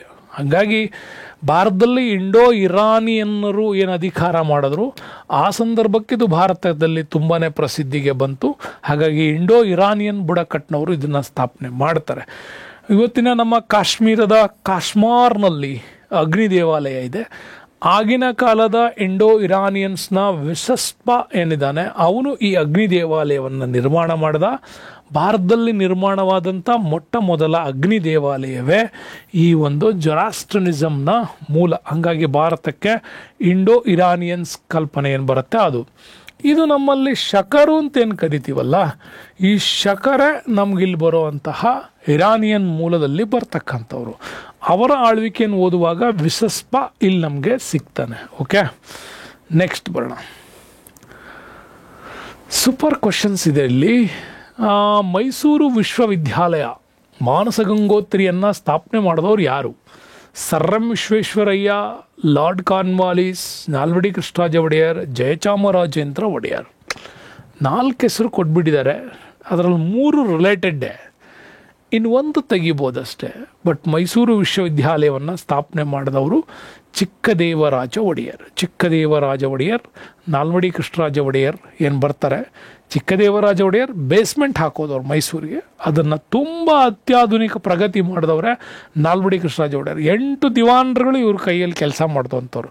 ಹಾಗಾಗಿ ವಿಶ್ವವಿದ್ಯಾಲಯ ಸ್ಥಾಪನೆ ಮಾಡಿದಾಗ ಇದ್ದ ದಿವಾನ್ ಯಾರು ಅಂದರೆ ದಿವಾನ್ ಹೆಸರು ಹೇಳಬೇಕು. ಬಟ್ ರಾಜರು ಉನ್ನತ ಅಧಿಕಾರದಲ್ಲಿದ್ದದ್ದು. ಹಾಗಾಗಿ ನಾಲ್ವಡಿ ಕೃಷ್ಣರಾಜ ಒಡೆಯರ್ ಮೈಸೂರು ವಿಶ್ವವಿದ್ಯಾಲಯ ಮಾನಸ ಗಂಗೋತ್ರಿ ಏನು ಬರುತ್ತೆ 1915 ಟೈಮ್ಗೆ ಅದನ್ನು ರಚನೆ ಮಾಡ್ತಾರೆ. ಇಲ್ಲಿ ಇಂಪಾರ್ಟೆಂಟಾಗಿ ಈ ಹೆಸರುಗಳು ಕೂಡ ನಿಮಗೆ ಬರ್ತವೆ. ಸರ್ ಎಂ ವಿಶ್ವೇಶ್ವರಯ್ಯ ನಿಮಗೆ ಗೊತ್ತಿರ್ತಕ್ಕಂಥದ್ದೇ, ಅವರು ಕೂಡ ನಾಲ್ವಡಿ ಕೃಷ್ಣರಾಜ ಒಡೆಯರ್ ಅವ್ರ ಕಾಲದಲ್ಲೇ ಮಾಡಿದಂಥವ್ರು. ಸರ್ ಎಂ ಈ ಬಗ್ಗೆ ಭಾಳ ಅದ್ಭುತವಾದಂಥ ಫುಲ್ ಪ್ಯಾಕೇಜ್ ವಿಡಿಯೋ ಒಂದನ್ನು ನಿಮಗೆ ಸ್ಫೂರ್ತಿ ಅಕಾಡೆಮಿಯಲ್ಲಿ ಮಾಡಿದ್ದೀನಿ, ಅಲ್ಲಿ ಕೂಡ ನೀವು ನೋಡ್ಬೋದು. ಇನ್ನು ಕಾರ್ನ್ವಾಲಿಸ್ ವೆರಿ ಇಂಪಾರ್ಟೆಂಟು. ಭಾರತದಲ್ಲಿ ನಾಗರಿಕ ಒಂದು ಹುದ್ದೆಯ ಮತ್ತು ನಾಗರಿಕ ವ್ಯವಸ್ಥೆಯ ಪಿತಾಮಹ ಅಂತ ಕೂಡ ಇವ್ರನ್ನ ಕರಿತೀವಿ ಬ್ರಿಟಿಷ್ ಆಡಳಿತದಲ್ಲಿ. ಇನ್ನು ಜಯಚಾಮರಾಜೇಂದ್ರ ಒಡೆಯರ್ ಅವರು ಭಾರತ ಸ್ವತಂತ್ರಗೊಂಡಾಗ ಕರ್ನಾಟಕದಲ್ಲಿದ್ದಂಥ ಆಡಳಿತ ಅವ್ರದ್ದೇನೇ ಇತ್ತು. ಕರ್ನಾಟಕವನ್ನು ಭಾರತಕ್ಕೆ ಒಕ್ಕೂಟಕ್ಕೆ ಸೇರ್ಪಡೆ ಮಾಡೋ ಸಂದರ್ಭದಲ್ಲಿದ್ದವರು. ಮೊದಲ ರಾಜ್ಯಪಾಲರಾಗಿಯೂ ಕೂಡ ಕಾರ್ಯವನ್ನು ನಿರ್ವಹಿಸಿದಂಥದ್ದು ಜಯಚಾಮರಾಜ ಒಡೆಯರ್ ಅವ್ರಿಗೆ ಸಲ್ಲತ್ತೆ. ಸೊ ನಾವು ಇಲ್ಲಿ ನಾಲ್ವಡಿ ಕೃಷ್ಣರಾಜ ಒಡೆಯರ್ ಅವ್ರ ಬಗ್ಗೆ ತುಂಬಾ ಮಹತ್ವದ ವಿಚಾರಗಳನ್ನು ತಿಳ್ಕೋಬೇಕು. ನಾಲ್ವಡಿ ಕೃಷ್ಣರಾಜ ಒಡೆಯರ್ ಅಂತ ಬಂದರೆ ನೋಡಿ, ನಾಲ್ವಡಿ ಕೃಷ್ಣರಾಜ ಒಡೆಯರ್ ಅವ್ರ ವಿಚಾರದಲ್ಲಿ ಮೈಸೂರಿನ 24ನೇ ಒಡೆಯರಾಗಿ ಅಧಿಕಾರ ಮಾಡ್ತಾರೆ. ಭಾಳ ಸುದೀರ್ಘವಾದ ಅವಧಿ ಇದು. 1902ರಿಂದ 1940ರವರೆಗೆ 8 ದಿವಾನರುಗಳನ್ನು ಆಯ್ಕೆ ಮಾಡಿಕೊಂಡು ಭಾಳ ಅದ್ಭುತವಾಗಿ ಮೈಸೂರನ್ನ ನಡೆಸ್ಕೊಂಡು ಹೋಗ್ತಾರೆ. ಭಾಳ ಚಿಕ್ಕ ವಯಸ್ಸಿನಲ್ಲೇ ಮೈಸೂರು ಒಡೆಯರಾಗಿದ್ರು ಇವರು. ಆ ಕಾಲಕ್ಕೆ ಇವರ ತಾಯಿಯವರೇ ಒಬ್ಬ ರೆಸೆಂಟ್ ಆಗಿ ಇವರ ಆಡಳಿತವನ್ನು ಮುನ್ನಡೆಸ್ಕೊಂಡು ಹೋಗಿದ್ದಾರೆ. ಬಹಳ ಅದ್ಭುತವಾಗಿ ಹೇಳಬೇಕು ಅಂತಂದರೆ 1923ರ ಕಾಲ ಅದು. ಭಾರತದಲ್ಲಿ ಯಾರೂ ಕೂಡ ಸ್ಥಾಪನೆ ಮಾಡದೇ ಇರುವಂತಹ ಒಂದು ವ್ಯವಸ್ಥೆಗೆ ಕೈ ಹಾಕ್ತಾರೆ. ಅದು ಪ್ರಜಾಪ್ರತಿನಿಧಿ ಸಭೆ. ನಿಮಗೆ ಗೊತ್ತಿರಲಿ, ರಂಗಚಾರ್ಲು ದಿವಾನ್ಗಿರಿಯಲ್ಲಿದ್ದಾಗ ಬಂದಂಥ ಮೊಟ್ಟ ಮೊದಲ ಡೆಮಾಕ್ರೆಟಿಕಲ್ ಮೂಮೆಂಟ್ ಅಂತಂದರೆ ಇದು ಪ್ರಜಾಪ್ರತಿನಿಧಿ ಸಭೆ. ಅದು ಕೂಡ ಸ್ಥಾಪನೆ ಆಗಿತ್ತು. ಕರ್ನಾಟಕದಲ್ಲಿ ಇವ್ರನ್ನ ಮೀಸಲಾತಿ ಜನಕ ಅಂತ ಕರೀತಾರೆ, ನೆನ್ಪಿಟ್ಕೊಳ್ಳಿ, ಇದು ವೆರಿ ಇಂಪಾರ್ಟೆಂಟು. ಕರ್ನಾಟಕದಲ್ಲಿ ಮೀಸಲಾತಿಯ ಜನಕ ಅಂತ ಯಾರನ್ನ ಕರಿತೀವಿ ಅಂದರೆ ಚಿಕ್ಕದೇವರಾಜ ಒಡೆಯರ್. ಯಾರು? ನಾಲ್ವಡಿ ಕೃಷ್ಣರಾಜ ಒಡೆಯರ್. ಯಾಕೆಂದರೆ ಆ ಕಾಲಕ್ಕೆ ಇವರು ಜಸ್ಟಿಸ್ ಮಿಲ್ಲರ್ ಸಮಿತಿ ಅನ್ನುವಂಥ ಒಂದು ಹಿಂದುಳಿದ ವರ್ಗಗಳ ಮೀಸಲಾತಿಗೋಸ್ಕರ ಈ ಸಮಿತಿಯನ್ನು ಮೊಟ್ಟ ಮೊದಲ ಬಾರಿಗೆ ಹೇಳ್ತೀವಿ. ನಮ್ಮಲ್ಲಿ ನಿಮಗೊಂದು ಕೋಡ್ ಇದೆ, ನೆನ್ಪಿಟ್ಕೋಬೇಕು ನೀವು, ಹಿಂದುಳಿದ ವರ್ಗಗಳ ಹೋರಾಟಕ್ಕೆ ಅಂತ. ನಾವು ಯಾವಾಗೂ ಹೇಳ್ತಾ ಇರ್ತೀನಿ, ಅದನ್ನು ಯಾವಾಗ ಹೇಳ್ತಾ ಇರ್ತೀನಿ, ಮಿಲ್ಲಲ್ಲಿ ಹಾವು ಬಂತು, ಓಕೆ, ಅದನ್ನು ವೆಂಕಟಸ್ವಾಮಿ ಚಿನ್ನ ಮಾಡ್ಕಂಡ ಅಂತ ಹೇಳ್ತೀವಿ. ಓಕೆ, ಮಿಲ್ಲಲ್ಲಿ ಬೃಹತ್ ಹಾವು ಅಂದರೆ ಮಿಲ್ಲರ್ ಸಮಿತಿ, ಹಾವನೂರು ಸಮಿತಿ, ನಾಗನಗೌಡ ಸಮಿತಿ, ವೆಂಕಟರೆಡ್ಡಿ ವೆಂಕಟಸ್ವಾಮಿ ಆಯೋಗ, ಅದಾದ ನಂತರ ಚಿನ್ನಪ್ಪ ರೆಡ್ಡಿ ಆಯೋಗ. ಇವು 5 ಕರೆಕ್ಟಾಗಿ ನೆನ್ಪಿಟ್ಕೊಬೇಕು. ಮಿಲ್ಲಲ್ಲಿ ನಾಗ ಅಥವಾ ಹಾವು ಬಂತು, ವೆಂಕಟಸ್ವಾಮಿ ಚಿನ್ನ ಮಾಡ್ಕಂಡ ಅಂತ. ಅದು ಹಿಂದುಳಿದ ವರ್ಗಗಳ ಮೀಸಲಾತಿ ಹೋರಾಟದಲ್ಲಿ ಮೊದಲ ಬಾರಿಗೆ ಬಂದಿದ್ದು ಇವ್ರ ಕಾಲದಲ್ಲೇ. ಮುಂದೆ ಅದು ದೊಡ್ಡ ಮಟ್ಟದಲ್ಲಿ ರೆಡ್ಡಿಗಳದ್ದು, ಆಮೇಲೆ ಲಿಂಗಾಯತ ಸಮುದಾಯಗಳದ್ದು, ಆಮೇಲೆ ಈ ಕಡೆ ಕೂರ್ಗ್ ಸಮಿತಿಗಳು, ಇವೆಲ್ಲ ಹುಟ್ಕೊಂಡಿದ್ದು ಇವಾಗಲೇ. ನೆಕ್ಸ್ಟ್ ಬರ್ತೀವಿ ನಾವು 1915. ಇಂಪಾರ್ಟೆಂಟ್ ಇದು, ನೆನ್ಪಿಟ್ಕೊಳ್ಳಿ. ಕರ್ನಾಟಕದಲ್ಲಿ ಕನ್ನಡ ಸಾಹಿತ್ಯ ಪರಿಷತ್ತು ನಂಜುಂಡಸ್ವಾಮಿ ಅವ್ರ ನೇತೃತ್ವದಲ್ಲಿ ಕೂಡ ಇತ್ತು. ಅದೇ ಸಂದರ್ಭಕ್ಕೆ ಮೈಸೂರು ವಿಶ್ವವಿದ್ಯಾಲಯ ಕೂಡ ಮಾಡಿದ್ರು. 15ನಲ್ಲಿ ಆಯೋಜನೆ ಆಯಿತು. 16ಇಂದ ತನ್ನ ಕಾರ್ಯಾರಂಭವನ್ನು ಶುರು ಮಾಡಿದ್ದು. ಅದು ಕೂಡ ನಮಗೆ ನಾಲ್ವಡಿ ಕೃಷ್ಣರಾಜ ಒಡೆಯರ್ ಅವರ ಬೃಹತ್ ಸಾಧನೆ. ಅದಾದ ನಂತರ 1902ರಲ್ಲಿ ಶಿವನ ಸಮುದ್ರದಲ್ಲಿ ಜಲವಿದ್ಯುತ್ಗಾರವನ್ನು ನಿರ್ಮಾಣ ಮಾಡ್ತಾರೆ. ಶೇಷಾದ್ರಿ ಅಯ್ಯರ್ ಅವರು ಅವಾಗ ದಿವಾನರಾಗಿ ಕೆಲಸ ಮಾಡ್ತಾಯಿದ್ರು. ಆಗ 1905ರಲ್ಲಿ ಕರ್ನಾಟಕದ ಬೆಂಗಳೂರಿಗೆ ಮೊಟ್ಟ ಮೊದಲ ಬಾರಿಗೆ ವಿದ್ಯುತ್ ಸಂಪರ್ಕವನ್ನು ಕೊಡಲಾಯಿತು ಆ ಕಾಲಕ್ಕೆ. ಇನ್ನು 1907ರಲ್ಲಿ ಮಾರಿಕಣಿವೆ ಜಲಾಶಯವನ್ನು ನಿರ್ಮಾಣ ಮಾಡಿ ಆ ಭಾಗದ ಚಿತ್ರದುರ್ಗ, ತುಮಕೂರು ಈ ಭಾಗದಲ್ಲಿದ್ದಂಥ ಒಂದಿಷ್ಟು ಕೃಷಿ ಅಭಿವೃದ್ಧಿ ಚಟುವಟಿಕೆಗಳಿಗೆ ಒಂದು ಮಾರ್ಗ ಹಾಕ್ತಾರೆ. 6 ಹೊಸ ರೈಲು ಮಾರ್ಗಗಳನ್ನು ಕೂಡ ಹಾಕ್ತಾರೆ. ಇನ್ನು ಮಿಂಟೋ ಕಣ್ಣಿನ ಆಸ್ಪತ್ರೆ, ಬೆಂಗಳೂರಲ್ಲ ಒಂದು ಕ್ಷಯ ಆಸ್ಪತ್ರೆ, ಇನ್ನು ದೇವದಾಸಿ ಪದ್ಧತಿ, ಬಸವಿ ಪದ್ಧತಿ, ಗೆಜ್ಜೆ ಪೂಜೆ ಪದ್ಧತಿ, ವೇಶ್ಯಾವೃತ್ತಿ, ಇಂಥವುಗಳನ್ನೆಲ್ಲ ಸಾಮಾಜಿಕ ವಿರೋಧಿ ವಿಚಾರಗಳೇನಿದ್ವು ಅವುಗಳನ್ನು ಕೂಡ ಇವರು ರದ್ದು ಮಾಡ್ತಾರೆ. 1936ರಲ್ಲಿ ವಿಧವಾ ವಿವಾಹ ಪದ್ಧತಿ ಕಾಯ್ದೆಯನ್ನು ಕೂಡ ಜಾರಿಗೆ ತರ್ತಾರೆ 1936ಅಲ್ಲಿ. ಸೊ ಇದು ಕೂಡ ಇಂಪಾರ್ಟೆಂಟ್. ಹಾಗಾಗಿ ಭಾರತದಲ್ಲಿ ಸಹಕಾರಿ ಸಂಘಗಳ ಚಟುವಟಿಕೆಗಳು ನಡೀತು. ಗದಗಿನ ಕಣಗಿನ ಹಾಳದಿಂದ ಶುರುವಾದಂತಹ ಸಹಕಾರಿ ಹೋರಾಟ ಅಧಿಕೃತವಾಗಿ ನಾಲ್ವಡಿ ಕೃಷ್ಣರಾಜ ಒಡೆಯರ್ ಅವರು ಬೆಂಗಳೂರು ಸಹಕಾರಿ ಕೇಂದ್ರಗಳನ್ನೆಲ್ಲ ಮಾಡ್ತಾರೆ. ಅರ್ಬನ್ ಕೋಆಪರೇಟಿವ್ಸ್ ಮತ್ತು ರೂರಲ್ ಕೋಆಪರೇಟಿವ್ಸ್ ಅಂತಂದ್ಬಿಟ್ಟು ಕೃಷಿ ಅಭಿವೃದ್ಧಿ ಕ್ರಮಗಳನ್ನು ಅಲ್ಲಿ ಜಾರಿಗೆ ತರ್ತಾರೆ.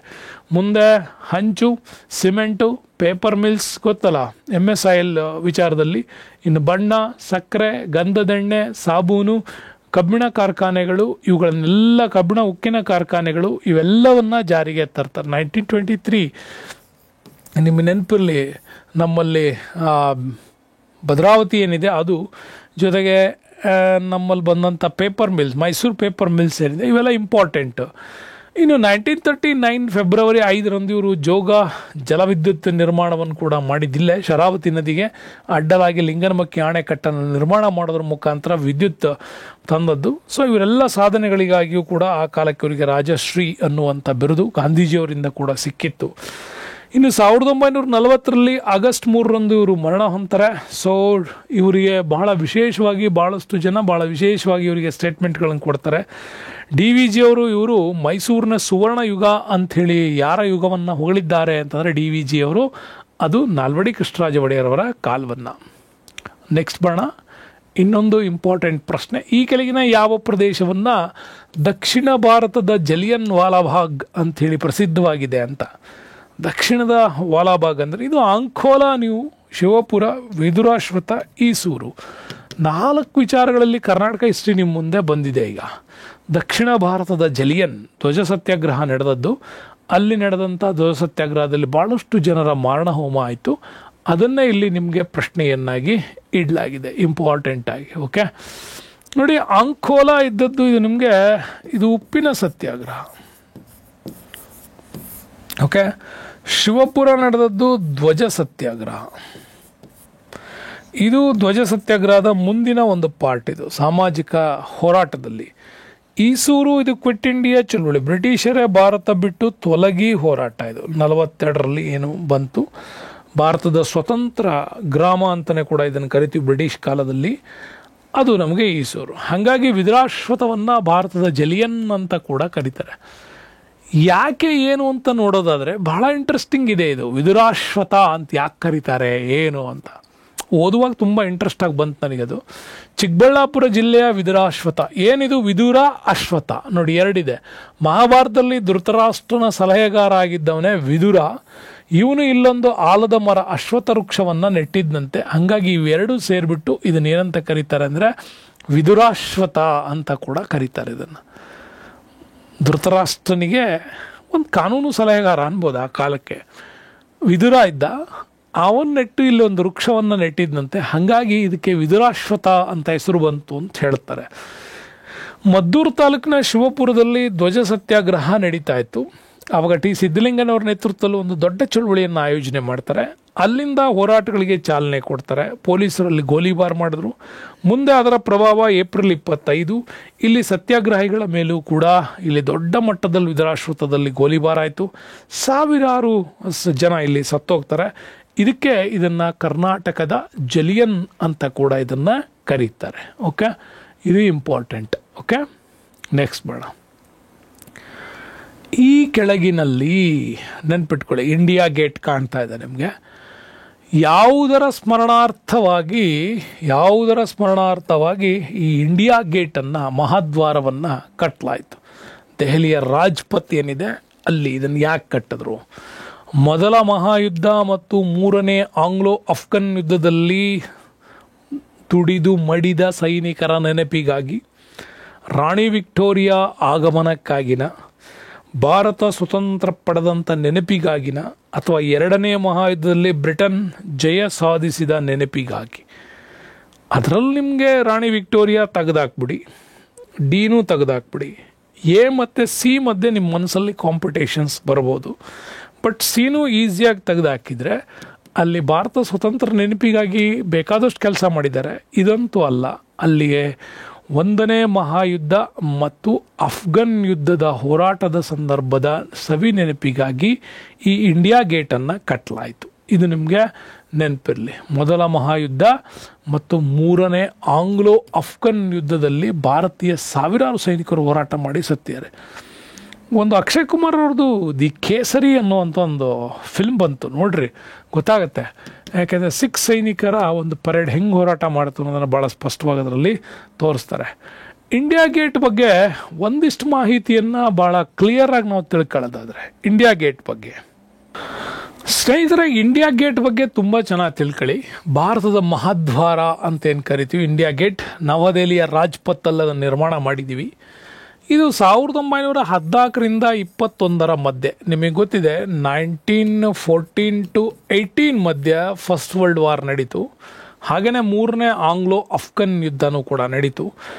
ಇಲ್ಲಿ ದುಡಿದು ಮಡಿದಂಥ ಸೈನಿಕರ ನೆನಪಿಗಾಗಿಯೇ ಇಂಡಿಯಾ ಗೇಟನ್ನು ಕಟ್ಟಲಾಯಿತು. ಬಟ್ ಇದು ಸುಮಾರು 74,187 ಸೈನಿಕರು ಮರಣ ಹೊಂದಿದ್ರಂತೆ. ಅದರ ಒಂದು ಸ್ಮರಣಾರ್ಥವಾಗಿ ಇದನ್ನು ಕಟ್ಟಲಾಗಿತ್ತು. ಇದನ್ನು ಆ ಕಾರಣಕ್ಕೆ ನಿರ್ಮಾಣ ಮಾಡಿದವನು ಎಡ್ವಿನ್ ಲುಟೈನ್ಸ್ ಬರ್ತಾನೆ. ಅವನು ಇದರ ಒಂದು ವಾಸ್ತುಶಿಲ್ಪವನ್ನು ನಿರ್ಮಾಣ ಮಾಡಿದ್ದ. ಇಲ್ಲಿ ಒಂದು ಅಮರ್ ಜವಾನ್ ಜ್ಯೋತಿ ಅಂಥೇಳಿ ಒಂದು ದೀಪವನ್ನು ಹಚ್ಚಲಾಗಿದೆ. ಈ ಅಮರ್ ಜವಾನ್ ಜ್ಯೋತಿಯ ಕಲ್ಪನೆ ಬಂದಿದ್ದು ಯಾವಾಗ ಅಂದರೆ ಬಾಂಗ್ಲಾ ವಿಮೋಚನ್ ಹೋರಾಟ 1971 ನಡೀತು. ಭಾರತದ IPKF ಅಂತ ಕರಿತೀವಿ, ಇಂಡಿಯನ್ ಪೀಸ್ ನೈಟ್ ಫೋರ್ಸ್ ಅಂತ ಕರಿತೀವಿ. ಮುಜಿಬುರ್ ರೆಹಮಾನ್ ಅವರು ಆವಾಗ ಬಾಂಗ್ಲಾ ವಿಮೋಚನಕ್ಕಾಗಿ ಹೋರಾಟ ಮಾಡ್ತಾಯಿದ್ರು. ಪಶ್ಚಿಮ ಪಾಕಿಸ್ತಾನದಿಂದ ಪೂರ್ವ ಪಾಕಿಸ್ತಾನ್ ವಿಭಜನೆ ಹೊಂದಿ ಹೊಸ ದೇಶ ಬಾಂಗ್ಲಾದೇಶ ನಿರ್ಮಾಣ ಆಗಬೇಕು ಅಂತ. ಆ ಸಂದರ್ಭದಲ್ಲಿ ಭಾರತೀಯ ಸೇನೆಗೆ ಹೋರಾಟ ಮಾಡಿ ಭಾಳಷ್ಟು ಜನರು ಮರಣ ಹೊಂದಿದ್ರು. ಅವರ ಸೈನಿಕರ ಹುತಾತ್ಮರ ನೆನಪಿಗಾಗಿ ಇಲ್ಲಿ ಅಮರ್ ಜವಾನ್ ಜ್ಯೋತಿಯನ್ನು ನಿರ್ಮಾಣ ಮಾಡಲಾಯಿತು. ಇದು ಕೂಡ ನಿಮಗೆ ವೆರಿ ಇಂಪಾರ್ಟೆಂಟ್. ಇಲ್ಲಿ ಇಂಡಿಯಾ ಗೇಟಿಗೆ ಸಂಬಂಧಪಟ್ಟಂಗೆ ಈ ಎರಡು ಕಲ್ಪನೆಗಳು ನಮಗೆ ಚೆನ್ನಾಗಿ ಗೊತ್ತಿರಲಿ. ನೆಕ್ಸ್ಟ್ ಬರ್ತೀವಿ, ಇನ್ನೊಂದು ಇಂಪಾರ್ಟೆಂಟ್ ಕ್ವಶನ್ಸ್. ಭಾರತದಲ್ಲಿ ಈ ಕೆಳಕಂಡ ಯಾವ ಬ್ಯಾಂಕಿನಿಂದ ಕೇಂದ್ರೀಯ ಹಣಕಾಸಿನ ಬ್ಯಾಂಕಿಂಗ್ ಕಾರ್ಯಗಳು ನಿರ್ವಹಿಸಲ್ಪಡುತ್ತದೆ ಅಂತ. ಭಾರತದ ಯಾವ ಬ್ಯಾಂಕ್ನಿಂದ ಎಲ್ಲ ಬ್ಯಾಂಕುಗಳ ಬ್ಯಾಂಕ್ ಆಗಿ ಯಾವುದಿಲ್ಲಿ ಕಾರ್ಯ ಮಾಡುತ್ತೆ ಅಂತ ಪ್ರಶ್ನೆ ಕೇಳಿದ್ದಾರೆ. ರಿಸರ್ವ್ ಬ್ಯಾಂಕ್, ಕೇಂದ್ರೀಯ bank, state bank of India, ಮೇಲಿನ ಎಲ್ಲವೂ ಅಂತ ಬಂದರೆ ಆಪ್ಷನ್ ನಿಮಗೆ ಈಸಿ ಆಗತ್ತೆ. ಇದು ರಿಸರ್ವ್ ಬ್ಯಾಂಕ್ ನಮ್ಮ ಭಾರತದ ಈ ಕೆಳಕಂಡ ಎಲ್ಲ ಬ್ಯಾಂಕ್ಗಳ ಕೇಂದ್ರೀಯ ಬ್ಯಾಂಕ್ಗಾಗಿ ತನ್ನ ಕಾರ್ಯವನ್ನು ನಿರ್ವಹಣೆ ಮಾಡುತ್ತೆ. ಇದು ಕೂಡ ಒಂದು ಇಂಪಾರ್ಟೆಂಟ್ ಕ್ವಶನ್ಸ್, ನಿಮಗೆ ರಿಸರ್ವ್ ಬ್ಯಾಂಕ್ ವಿಚಾರ ಬರುತ್ತೆ. ರಿಸರ್ವ್ ಬ್ಯಾಂಕ್ ಬಗ್ಗೆ ಭಾಳ ಡೀಪಾಗಿ ವಿಡಿಯೋಗಳಿದೆ, ಸಾಧನದಲ್ಲಿ ನೋಡಿ. ಏಪ್ರಿಲ್ 1, 1935 ಭಾರತ ಸರ್ಕಾರ ಶಾಸನ 1935. 1919 ಭಾರತಕ್ಕೆ ಜವಾಬ್ದಾರಿಯುತ ಸರ್ಕಾರ ಕೊಡ್ತೀವಿ, ಹೋರಾಟಕ್ಕೆ ಅವಕಾಶಗಳು ಮಾಡಿಕೊಡ್ತೀವಿ ಅಂತ ಹೇಳ್ತಿದ್ದಂಥ ಬ್ರಿಟಿಷ್ ಸರ್ಕಾರ ಕೊನೆಗೂ 1935 ಸೈಮನ್ ಗೋಬ್ಯಾಕ್ ಸೈಮನ್ ನಡೆದರ ಪರಿಣಾಮವಾಗಿ ಭಾರತ ಸರ್ಕಾರ ಶಾಸನದಲ್ಲಿ ಈ ಒಂದು ಜವಾಬ್ದಾರಿಯುತವಾದಂಥ ಅಧಿಕಾರಗಳನ್ನು ನಮಗೆ ಕೊಟ್ಟರು. ಆಗನೇ ರಿಸರ್ವ್ ಬ್ಯಾಂಕ್ ಭಾರತಕ್ಕೆ ಬಂತು. ಮೊದಲು ಕೋಲ್ಕತ್ತಾದಲ್ಲಿ ಅದರ ಶಾಖೆ ಇತ್ತು, ನಂತರ ಅದರ ಶಾಖೆಯನ್ನು ಮುಂಬೈಗೆ ಟ್ರಾನ್ಸ್ಫರ್ ಮಾಡಿದ್ವಿ. ಹಾಗಾಗಿ 1937 ಅದು ಮುಂಬೈಯಲ್ಲಿ ಇದೆ. ಮೊದಲು ಕೋಲ್ಕತ್ತಾದಲ್ಲಿತ್ತು, ನಂತರ ಇಲ್ಲಿಗೆ ಬಂತು. ಈ 1949 ಭಾರತ ಸ್ವತಂತ್ರಗೊಂಡಾಗ ಇದನ್ನು ರಾಷ್ಟ್ರೀಕರಣ ಮಾಡಿದ್ವಿ. ಈ ಒಂದು ರಿಸರ್ವ್ ಬ್ಯಾಂಕ್ನ ಪೂರ್ಣ ಪರಿಕಲ್ಪನೆಗಳು ನಮಗೆ ಹಿಲ್ಟನ್ ಯಂಗ್ ಸಮಿತಿ ಕೊಟ್ಟಂಥ ವರದಿಯ ಆಧಾರದ ಮೇಲೆ, ಈ ಹಿಲ್ಟನ್ ಯಂಗ್ ಸಮಿತಿಯ ವರದಿಯ ಆಧಾರದ ಮೇಲೆ ರಿಸರ್ವ್ ಬ್ಯಾಂಕ್ ನಿರ್ಮಾಣ ಆಗಿದೆ ಅಂತ. ಬಟ್ ಬಹಳಷ್ಟು ಜನರಿಗೆ ಗೊತ್ತಿಲ್ಲ, ರಿಸರ್ವ್ ಬ್ಯಾಂಕ್ ಸ್ಥಾಪನೆಯ ಹಿಂದೆ ಡಾಕ್ಟರ್ BR ಅಂಬೇಡ್ಕರ್ ಅವರ ಬಹಳಷ್ಟು ಸಲಹೆಗಳು, ಸೂಚನೆಗಳಿದೆ. ಭಾರತದ ನೋಟು ಮುದ್ರಣ ವಿಚಾರದಲ್ಲಿಯೂ ಕೂಡ ಡಾಕ್ಟರ್ BR ಅಂಬೇಡ್ಕರ್ ತುಂಬಾ ಕೆಲಸ ಮಾಡಿದ್ದಾರೆ, ಅದು ಕೂಡ ನಿಮಗೆ ಗೊತ್ತಿರಲಿ. ಭಾರತದ ಕೇಂದ್ರೀಯ ಬ್ಯಾಂಕ್ ಆಗಿಯೂ ಕೂಡ ಕೆಲಸ ಮಾಡುತ್ತೆ. ಹಾಗಾಗಿನೇ ಇದು ಭಾರತದ ರೂಪಾಯಿಗಳ ಮುದ್ರಣ, ನಿಯಂತ್ರಣ, ನಿರ್ವಹಣೆ ಜವಾಬ್ದಾರಿಯನ್ನು ಮಾಡುತ್ತೆ. ₹1 ಕಾಯಿನ್ಗಳನ್ನು ಬಿಟ್ಟರೆ ಅದರ ನಂತರದ ಮೌಲ್ಯದ ಎಲ್ಲ ಹಣವನ್ನು ಮುದ್ರಿಸುವುದು, ನಿಯಂತ್ರಿಸುವುದು, ನಿರ್ವಹಣೆ ಮಾಡುವ ಜವಾಬ್ದಾರಿ ನಮಗೆ ರಿಸರ್ವ್ ಬ್ಯಾಂಕಿಗೆ ಇರ್ತದೆ. 1969 ಇಂದಿರಾ ಗಾಂಧಿಯವರು ಪ್ರಧಾನಿಯಾಗಿದ್ದಾಗ ಭಾರತದಲ್ಲಿ 14 ಬ್ಯಾಂಕುಗಳ ರಾಷ್ಟ್ರೀಕರಣ ಮಾಡೋದ್ರ ಮುಖಾಂತರವಾಗಿ ಭಾಳಷ್ಟು ಹೋರಾಟಗಳು ನಡೀತು. ನೆಕ್ಸ್ಟ್ 1994 ರಿಸರ್ವ್ ಬ್ಯಾಂಕ್ನ ಒಂದು ವ್ಯವಸ್ಥೆಯಲ್ಲಿ ರಾಷ್ಟ್ರೀಯ ಷೇರು ಕೇಂದ್ರವನ್ನು ಮುಂಬೈನಲ್ಲಿ ಸ್ಥಾಪನೆ ಮಾಡಿದ್ವಿ. ನೆಕ್ಸ್ಟ್ ಕ್ವಶನ್ಸ್, ಭಾಳ ಒಳ್ಳೆ ಪ್ರಶ್ನೆ ಇದೆ. ಹಣದ ಅಪಮೌಲ್ಯ ಎಂದರೇನು ಅಂತ, ಡಿವ್ಯಾಲ್ಯೂಯೇಷನ್ಸ್ ಆಫ್ ಮನಿ ಅಂತ ಕರಿತೀವಿ. ಎಕನಾಮಿಕ್ಸ್ಗೆ ಸಂಬಂಧಪಟ್ಟಂಥ ಪ್ರಶ್ನೆ ನೋಡಿ. ಇಲ್ಲಿ ಅಂತಾರಾಷ್ಟ್ರೀಯವಾಗಿ ಪ್ರಾಮುಖ್ಯತೆ ಹೊಂದಿ ಹಣದೊಂದಿಗೆ ಹೋಲಿಸಿದಾಗ ದೇಶೀಯ ಹಣದ ಮೌಲ್ಯವು ಕಡಿಮೆಯಾಗುವುದು ಅಂತಿದೆ. ಇದು ಹಣದ ಅಪಮೌಲ್ಯನ ಅಂತ. ನೆಕ್ಸ್ಟ್ ನಮಗಿಲ್ಲಿ ಹೇಳ್ತಾರವರು, ಹಣವನ್ನು ಅಂತಾರಾಷ್ಟ್ರೀಯ ಮಾರುಕಟ್ಟೆಯಲ್ಲಿ ನೀವು ತನ್ನ ಮೌಲ್ಯವನ್ನು ಗುರುತಿಸಿಕೊಳ್ಳಿಕ್ಕೆ ಅದಕ್ಕೇನಾದ್ರು ಒಂದು ಪರವಾನಿಗೆ ಕೊಡ್ತೀರಿ ಅಂದರೆ ಅದು ಹಣದ ಅಪಮೌಲ್ಯ ಆಗತ್ತಾ? ನೆಕ್ಸ್ಟ್ ಹೇಳ್ತಾರೆ, RBIನೊಂದಿಗೆ ಸಮಾಲೋಚಿಸಿ ಹಣದ ಮೌಲ್ಯವನ್ನು ನಿರ್ಧಾರ ಮಾಡೋದು ಡಿವ್ಯಾಲ್ಯೂಯೇಷನ್ಸ್ ಆಫ್ ಮನಿಗೆ ಸಂಬಂಧಪಡುತ್ತಾ, ಅಥವಾ ನಾವು ಇಂಡಿಯನ್ ಮಾನಿಟರಿ ಫಂಡ್ ಅಂತಲ್ಲ, ಇದು ಇಂಟರ್ನ್ಯಾಷನಲ್ ಮಾನಿಟರಿ ಫಂಡ್ ವಿಶ್ವಸಂಸ್ಥೆ ಏನಿದೆ ಅದರ ಸಮಾಲೋಚನೆಯೊಂದಿಗೆ ಹಣದ ಮೌಲ್ಯವನ್ನು ನಿರ್ಧರಿಸುತ್ತಾ ಅನ್ನುವಂಥ ವಿಚಾರಗಳನ್ನೇನಾದರೂ ನಿಮ್ಮ ಎದುರಿಗೆ ತಂದರೆ, ರಿಯಲಿ ಎಕನಾಮಿಕ್ಸಲ್ಲಿ ಇದನ್ನು ತುಂಬ ಚೆನ್ನಾಗಿ ತಿಳ್ಕೋಬೇಕು. ಭಾರತದಲ್ಲಿ ಭಾಳಷ್ಟು ಜನರಿಗೆ ಇದರ ಒಂದು ಸಂಪೂರ್ಣ ಅರ್ಥ ಆಗಿರಲ್ಲ. ಆದರೆ ಇವತ್ತು ನಿಮಗೆ ಅದರದ್ದು ಕಂಪ್ಲೀಟ್ ಮಾಹಿತಿ ಹೇಳ್ತೀನಿ. ಹಣದ ಅಪಮೌಲ್ಯ ಅಂತ ಅಂದರೆ ಅಂತಾರಾಷ್ಟ್ರೀಯ ಮಟ್ಟದಲ್ಲಿ ಇಂಟರ್ನ್ಯಾಷನಲ್ ಲೆವೆಲಲ್ಲಿ ನಾವು ಮಾರ್ಕೆಟನ್ನು ಅಥವಾ ವ್ಯಾಪಾರವನ್ನು ಮಾಡುವಾಗ ನಮ್ಮ ದೇಶದ ಹಣದ ಮೌಲ್ಯವನ್ನು ಕಡಿಮೆ ಮಾಡುವುದು ಅಂತ ಕರಿತೀವಿ. ಹೀಗೆ ಕಡಿಮೆ ಮಾಡುವುದನ್ನು ನಾವು ರೂಪಾಯಿ ಅಪಮೌಲ್ಯ ಅಂತ ಕರಿತೀವಿ. ಉದಾಹರಣೆಗಾಗಿ ನಿಮಗೆ $1 ಇಸ್ ಈಕ್ವಲ್ ಟು ಇವತ್ತು 81 ಆರ್ 82 ಅಂತ ಕರಿತೀವಿ. 82 ರೂಪೀಸ್ನ ನೀವು ಕೊಡ್ತೀರಾ. ಭಾಳಷ್ಟು ಜನರಿಗೆ ಕೇಳ್ತಾ ಇರ್ತೀನಿ, ನಾವು ಅಮೇರಿಕನ್ $1 ನಾವು 82 ರೂಪೀಸ್ ಕೊಡ್ತೀವಲ್ಲ, ಇದು ನಮಗೆ ದುಬಾರಿ ಆಗಲ್ವಾ ಅಂತ ಕೇಳಿದ್ರೆ, ಹೀಗೆ ಮಾಡೋದು ತಪ್ಪಲ್ವಾ ಅಂತ ನಾನೇನಾದರೂ ಮಾತಾಡಿದ್ರೆ ಡೆಫಿನೆಟ್ಲಿ ಭಾಳಷ್ಟು ಜನ ಎಸ್ ಹೌದು, ಅವ್ರದ್ದು $1 ನಾವ್ಯಾಕೆ 82 ರೂಪಾಯಿ ಕೊಡಬೇಕು ಅಂತಾರೆ. ಆ್ಯಕ್ಚುಲಿ ಇದು ಭಾರತಕ್ಕೆ ಲಾಸ್ ಅಲ್ವಾ ಅಂದ್ರೆ ಲಾಸ್ ಅಂತಾರೆ. ಆದರೆ ಆ್ಯಕ್ಚುಲಿ ತಪ್ಪದು. ವಿದೇಶಿ ಹಣದ ಎದುರುಗಡೆ ಭಾರತೀಯ ಹಣದ ಮೌಲ್ಯವನ್ನು ನಾವು ಡಿವ್ಯಾಲ್ಯೂಯೇಟ್ ಮಾಡಿದ್ರೆ ಇದು ನಮ್ಮ ದೇಶಕ್ಕೆ ಆಗುವ ಅಪಾರವಾದಂಥ ಲಾಭ. ಅದು ಹೆಂಗೆ ಲಾಭ ನೋಡಿ ಹೇಳ್ತೀನಿ. ಈಗ ಮೊದಲು ಹಣದ ಅಪಮೌಲ್ಯ ಅಥವಾ ರೂಪಾಯಿ ಅಪಮೌಲ್ಯೀಕರಣ ಅಂತಂದರೆ ಒಂದು ದೇಶದ ಕರೆನ್ಸಿ ಮೌಲ್ಯವನ್ನು ಉದ್ದೇಶಪೂರ್ವಕವಾಗಿಯೇ ನಾವು ಅದನ್ನು ಕೆಳಮುಖ ಮಾಡುವುದು. $1 ನಾವು 82 ರೂಪೀಸ್ ಮಾಡ್ತಾ ಇದ್ದೀವಿ ಅಂತಂದರೆ ಇಲ್ಲಿ ವಿದೇಶಿಯಿಂದ ಬರ್ತಕ್ಕಂಥ ಆಮದು ವಸ್ತುಗಳೇನಿದಾವಲ್ಲ, ಈ ಆಮದು ವಸ್ತುಗಳ ಪ್ರಮಾಣ ಕಡಿಮೆ ಆಗುತ್ತೆ. ಯಾಕೆ ಅಂತಂದರೆ ಅಮೇರಿಕಾದಲ್ಲಿ $1 ಒಂದು ಪೆನ್ ಸಿಗ್ತಾ ಇದೆ ಅಂತಂದರೆ ಅದನ್ನು ನೀವು ಭಾರತೀಯ ಮಾರುಕಟ್ಟೆಗೆ ತರ್ತೀರಿ ಅಂದಾಗ ಅದು $1 ಅಮೇರಿಕಾದಲ್ಲಿ ಸಿಕ್ಕರೆ ನಮ್ಮಲ್ಲಿ 82 ರೂಪಾಯಿಗೆ ನೀವು ಆ ಪೆನ್ನನ್ನು ಕೊಂಡ್ಕೋಬೇಕಾಗತ್ತೆ. 82 ರೂಪಾಯಿ ಕೊಟ್ಟು ನೀವು ಪೆನ್ ಕೊಟ್ಕೊಳ್ತೀರಾ? ನಮ್ಮಲ್ಲಿ $1 ಪೆನ್ ಸಿಗುತ್ತೆ ಅಂದರೆ ನೀವು ಅಮೇರಿಕನ್ ಪೆನ್ನಾಗಿ ಖರೀದಿ ಮಾಡ್ತೀರಾ? ಖರೀದಿ ಮಾಡೋದಿಲ್ಲ. ಆವಾಗ ಆಟೋಮ್ಯಾಟಿಕ್ಲಿ ಆ ವಸ್ತುವಿನ ಆಮದು ಪ್ರಮಾಣ ಭಾರತದಲ್ಲಿ ಕಡಿಮೆ ಆಯಿತು ಅಂತಂದರೆ ಭಾರತೀಯ ವಸ್ತುಗಳ ಮಾರುಕಟ್ಟೆಯಲ್ಲಿ ಹೆಚ್ಚು ಖರ್ಚಾಗೋದಕ್ಕೆ ಶುರುವಾಗುತ್ತೆ.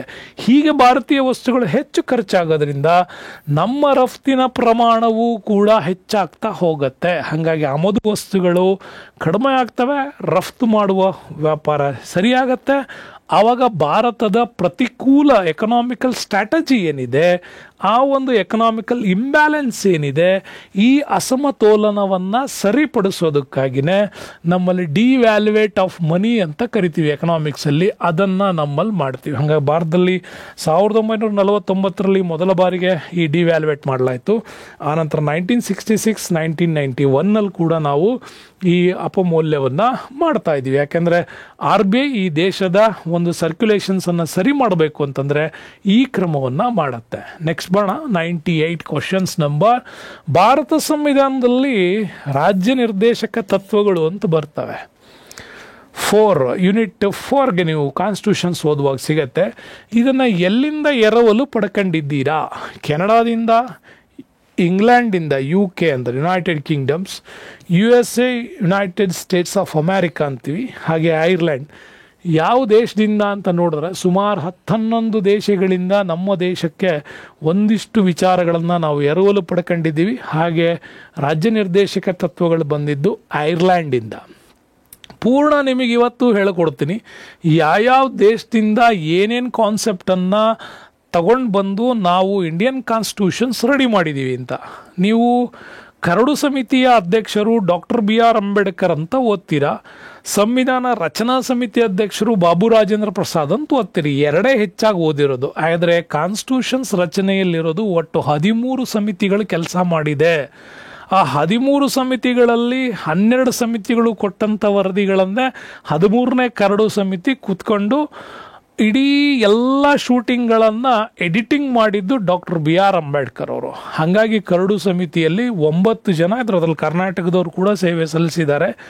ಅದರಲ್ಲಿ ವೆರಿ ಇಂಪಾರ್ಟೆಂಟು ಆಸ್ಟ್ರೇಲಿಯಾಕ್ಕೆ ನಾವು ಎಲ್ಲಿಂದ ಸಮವರ್ತಿ ಪಟ್ಟಿ ಅಂತ ಕರಿತೀವಿ. ಕೇಂದ್ರದವರು ಯಾವ ಕೆಲಸ ಮಾಡಬೇಕು ಅನ್ನೋದು ಕೇಂದ್ರ ಪಟ್ಟಿ, ಆದರೆ ರಾಜ್ಯದವ್ರು ಏನು ಕೆಲಸ ಮಾಡಬೇಕು ರಾಜ್ಯ ಪಟ್ಟಿ. ಆದರೆ ಸಮ್ಟೈಮ್ಸ್ ಕೇಂದ್ರ ರಾಜ್ಯ ಎರಡೂ ಸೇರ್ಕೊಂಡು ಮಾಡಬೇಕಾದಂಥ ಕೆಲಸಗಳಿರ್ತವೆ, ಅವನ್ನ ಸಮವರ್ತಿ ಪಟ್ಟಿ ಅಂತ ಕರಿತೀವಿ. ಅದನ್ನು ಹೆಂಗೆ ನಿರ್ವಹಣೆ ಮಾಡಬೇಕು ಅನ್ನೋದು ಆಸ್ಟ್ರೇಲಿಯಾದಲ್ಲಿ ಇದೆ. ಆಸ್ಟ್ರೇಲಿಯಾ ಒಂದು ಕಾಂಟಿನೆಂಟಲ್ ಸ್ಟೇಟ್, ನೆನಪಿರಲಿ, ಅಲ್ಲಿ ಯಾವುದೇ ರಾಜ್ಯಗಳ ಪರಿಕಲ್ಪನೆ ಇಲ್ಲ, ಅದು ಪ್ರಾವಿಷನಲ್ ಸ್ಟೇಟ್ಸ್ ಅಂತ ಆಗಿರೋದ್ರಿಂದಾಗಿ ಅಲ್ಲಿ ಹೆಂಗೆ ಸೆಂಟ್ರಲ್ ಗೌರ್ಮೆಂಟ್ ಮತ್ತು ಪ್ರಾವಿಷನಲ್ಗಳು ಕೆಲಸ ಮಾಡ್ತವೆ ಅನ್ನೋದು ಸಮವರ್ತಿ ಪಟ್ಟಿ ಭಾಳ ಅದ್ಭುತವಾಗಿದೆ. ಇನ್ನು ಸಂಸತ್ತಿನ ಜಂಟಿ ಅಧಿವೇಶನ ಅಂತ ಏನು ಕರಿತೀವಲ್ಲ, ಈಗ ಯಾವುದಾದ್ರೂ ಒಂದು ಕಾಯ್ದೆ ಪಾಸ್ ಆಗಬೇಕಾಗಿರುತ್ತೆ. ಲೋಕಸಭೆನಲ್ಲಿ ಎಸ್ ಅಂತಾರೆ, ಹಾಗೆ ರಾಜ್ಯಸಭೆನಲ್ಲಿ ನೋ ಅಂತಾರೆ. ಕೆಲವರು ರಾಜ್ಯಸಭೆನಲ್ಲಿ ಎಸ್ ಅಂತಾರೆ, ಕೆಲವರು ಲೋಕಸಭೆನಲ್ಲಿ ನೋ ಅಂತಾರೆ. ಆ ಸಂದರ್ಭದಲ್ಲಿ ಆ ಸ್ಪೀಕರ್ಗಳು ಕೊಟ್ಟಂಥ ಮಾಹಿತಿಯನ್ನು ರಾಷ್ಟ್ರಪತಿ ಏನು ಮಾಡಬೇಕು ಅಂಥೇಳಿ ತೀರ್ಮಾನ ತೆಗೆದುಕೊಳ್ಳೋಕ್ಕಾಗದೇ ಇದ್ದಾಗ ರಾಷ್ಟ್ರಪತಿ ಒಂದಿಷ್ಟು ಕ್ಲಿಯರೆನ್ಸ್ ಕೊಡಬೇಕಾಗಿರುತ್ತೆ. ಹಾಗೆ ಕ್ಲಿಯರೆನ್ಸ್ ಕೊಡೋ ಸಂದರ್ಭದಲ್ಲಿ ಈ ಸಂಸತ್ತಿನ ಜಂಟಿ ಅಧಿವೇಶನ ನಡೆಯುತ್ತೆ. ಈ ಸಂಸತ್ತಿನ ಜಂಟಿ ಅಧಿವೇಶನದ ಕಲ್ಪನೆ ಬಂದಿದ್ದು ಆಸ್ಟ್ರೇಲಿಯಾದಿಂದ. ನೆಕ್ಸ್ಟ್ ಕೆನಡಾದಿಂದ ನಾವು ತಗೊಂಡಿದ್ದು ಬಲಿಷ್ಠ ಕೇಂದ್ರ ಒಕ್ಕೂಟ ವ್ಯವಸ್ಥೆ.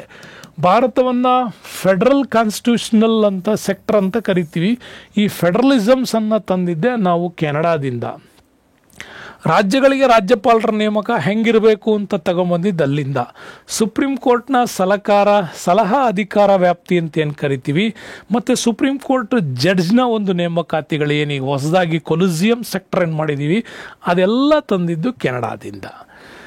ನೆಕ್ಸ್ಟು ಐರ್ಲೆಂಡ್ ಬಂದರೆ ಇದೇ ರಾಜ್ಯ ನಿರ್ದೇಶಕ ತತ್ವಗಳು ಅಂತ ಏನು ಕರಿತೀವಿ. ಇದು ರಾಜ್ಯಸಭೆಗೆ ಸದಸ್ಯರ ನಾಮನಿರ್ದೇಶನ ಹೆಂಗೆ ಮಾಡ್ತೀರಿ ಅಂತ.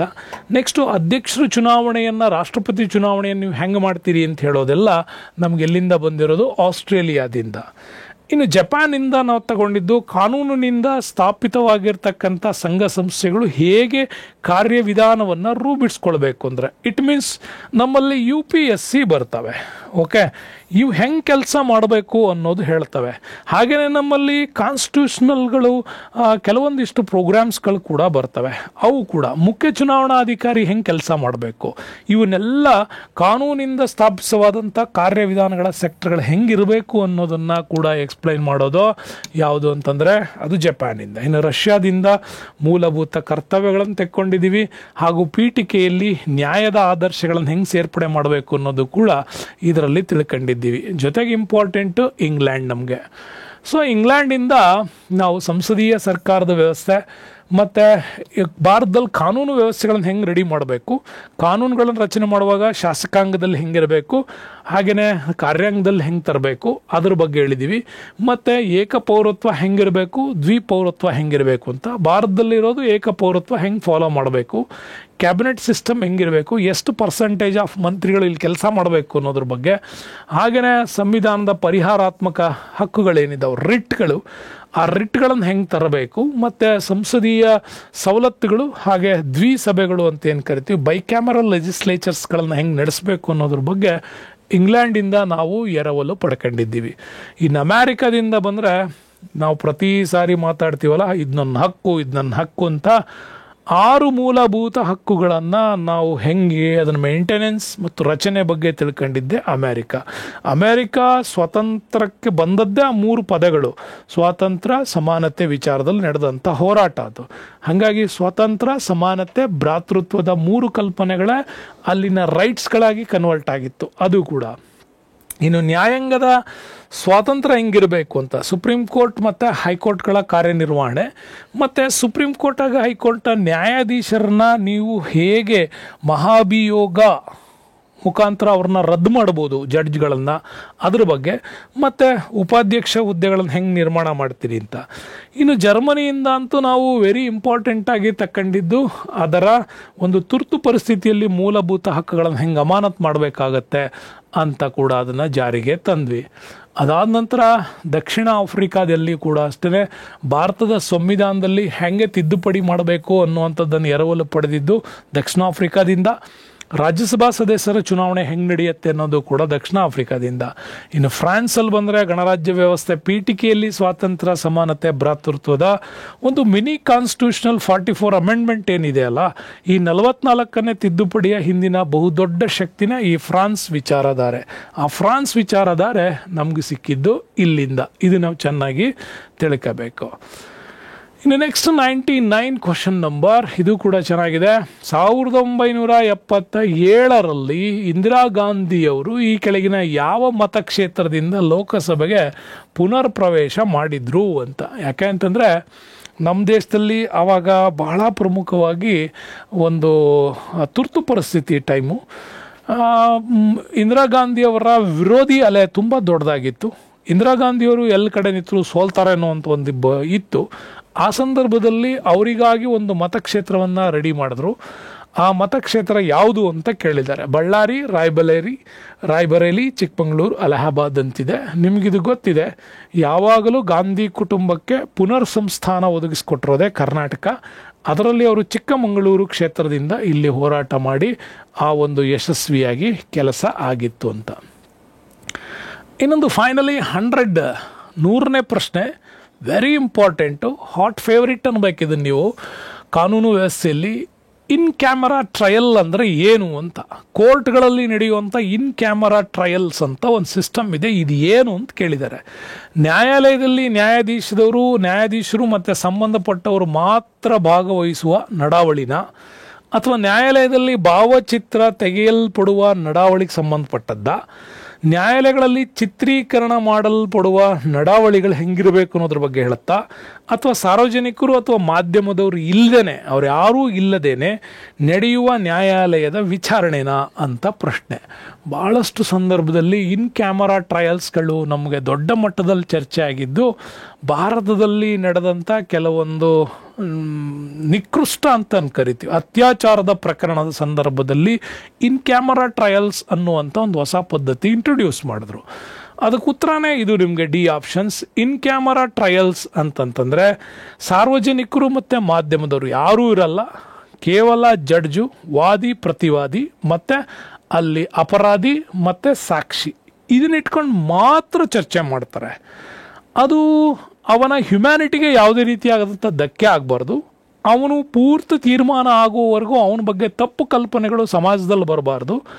ಇದು ಪ್ಯೂರ್ಲಿ ಹೆಣ್ಣು ಮಕ್ಕಳ ಒಂದು ಘನತೆಯನ್ನು ಸಂರಕ್ಷಣೆ ಮಾಡಬೇಕು ಅನ್ನೋ ಸಂದರ್ಭದಲ್ಲಿ ಮತ್ತು ಕೆಲವು ಸ್ಪೆಷಲ್ ವ್ಯಕ್ತಿಗಳ ಮಾನನಷ್ಟ ಮೊಕದ್ದಮೆ ಅಂತ ಪ್ರಕರಣಗಳಲ್ಲೂ ಕೂಡ ಇನ್ ಟ್ರಯಲ್ಸ್ಗಳನ್ನು ಅಲ್ಲಿ ನಡೆಸ್ತಾರೆ. ಹಾಗಾಗಿ ಇನ್ ಟ್ರಯಲ್ಸ್ ವೆರಿ ಇಂಪಾರ್ಟೆಂಟ್. ಇದು ಕೋರ್ಟಲ್ಲಿ ನಡೀತಕ್ಕಂಥ ಒಂದು ಪ್ರಕ್ರಿಯೆ.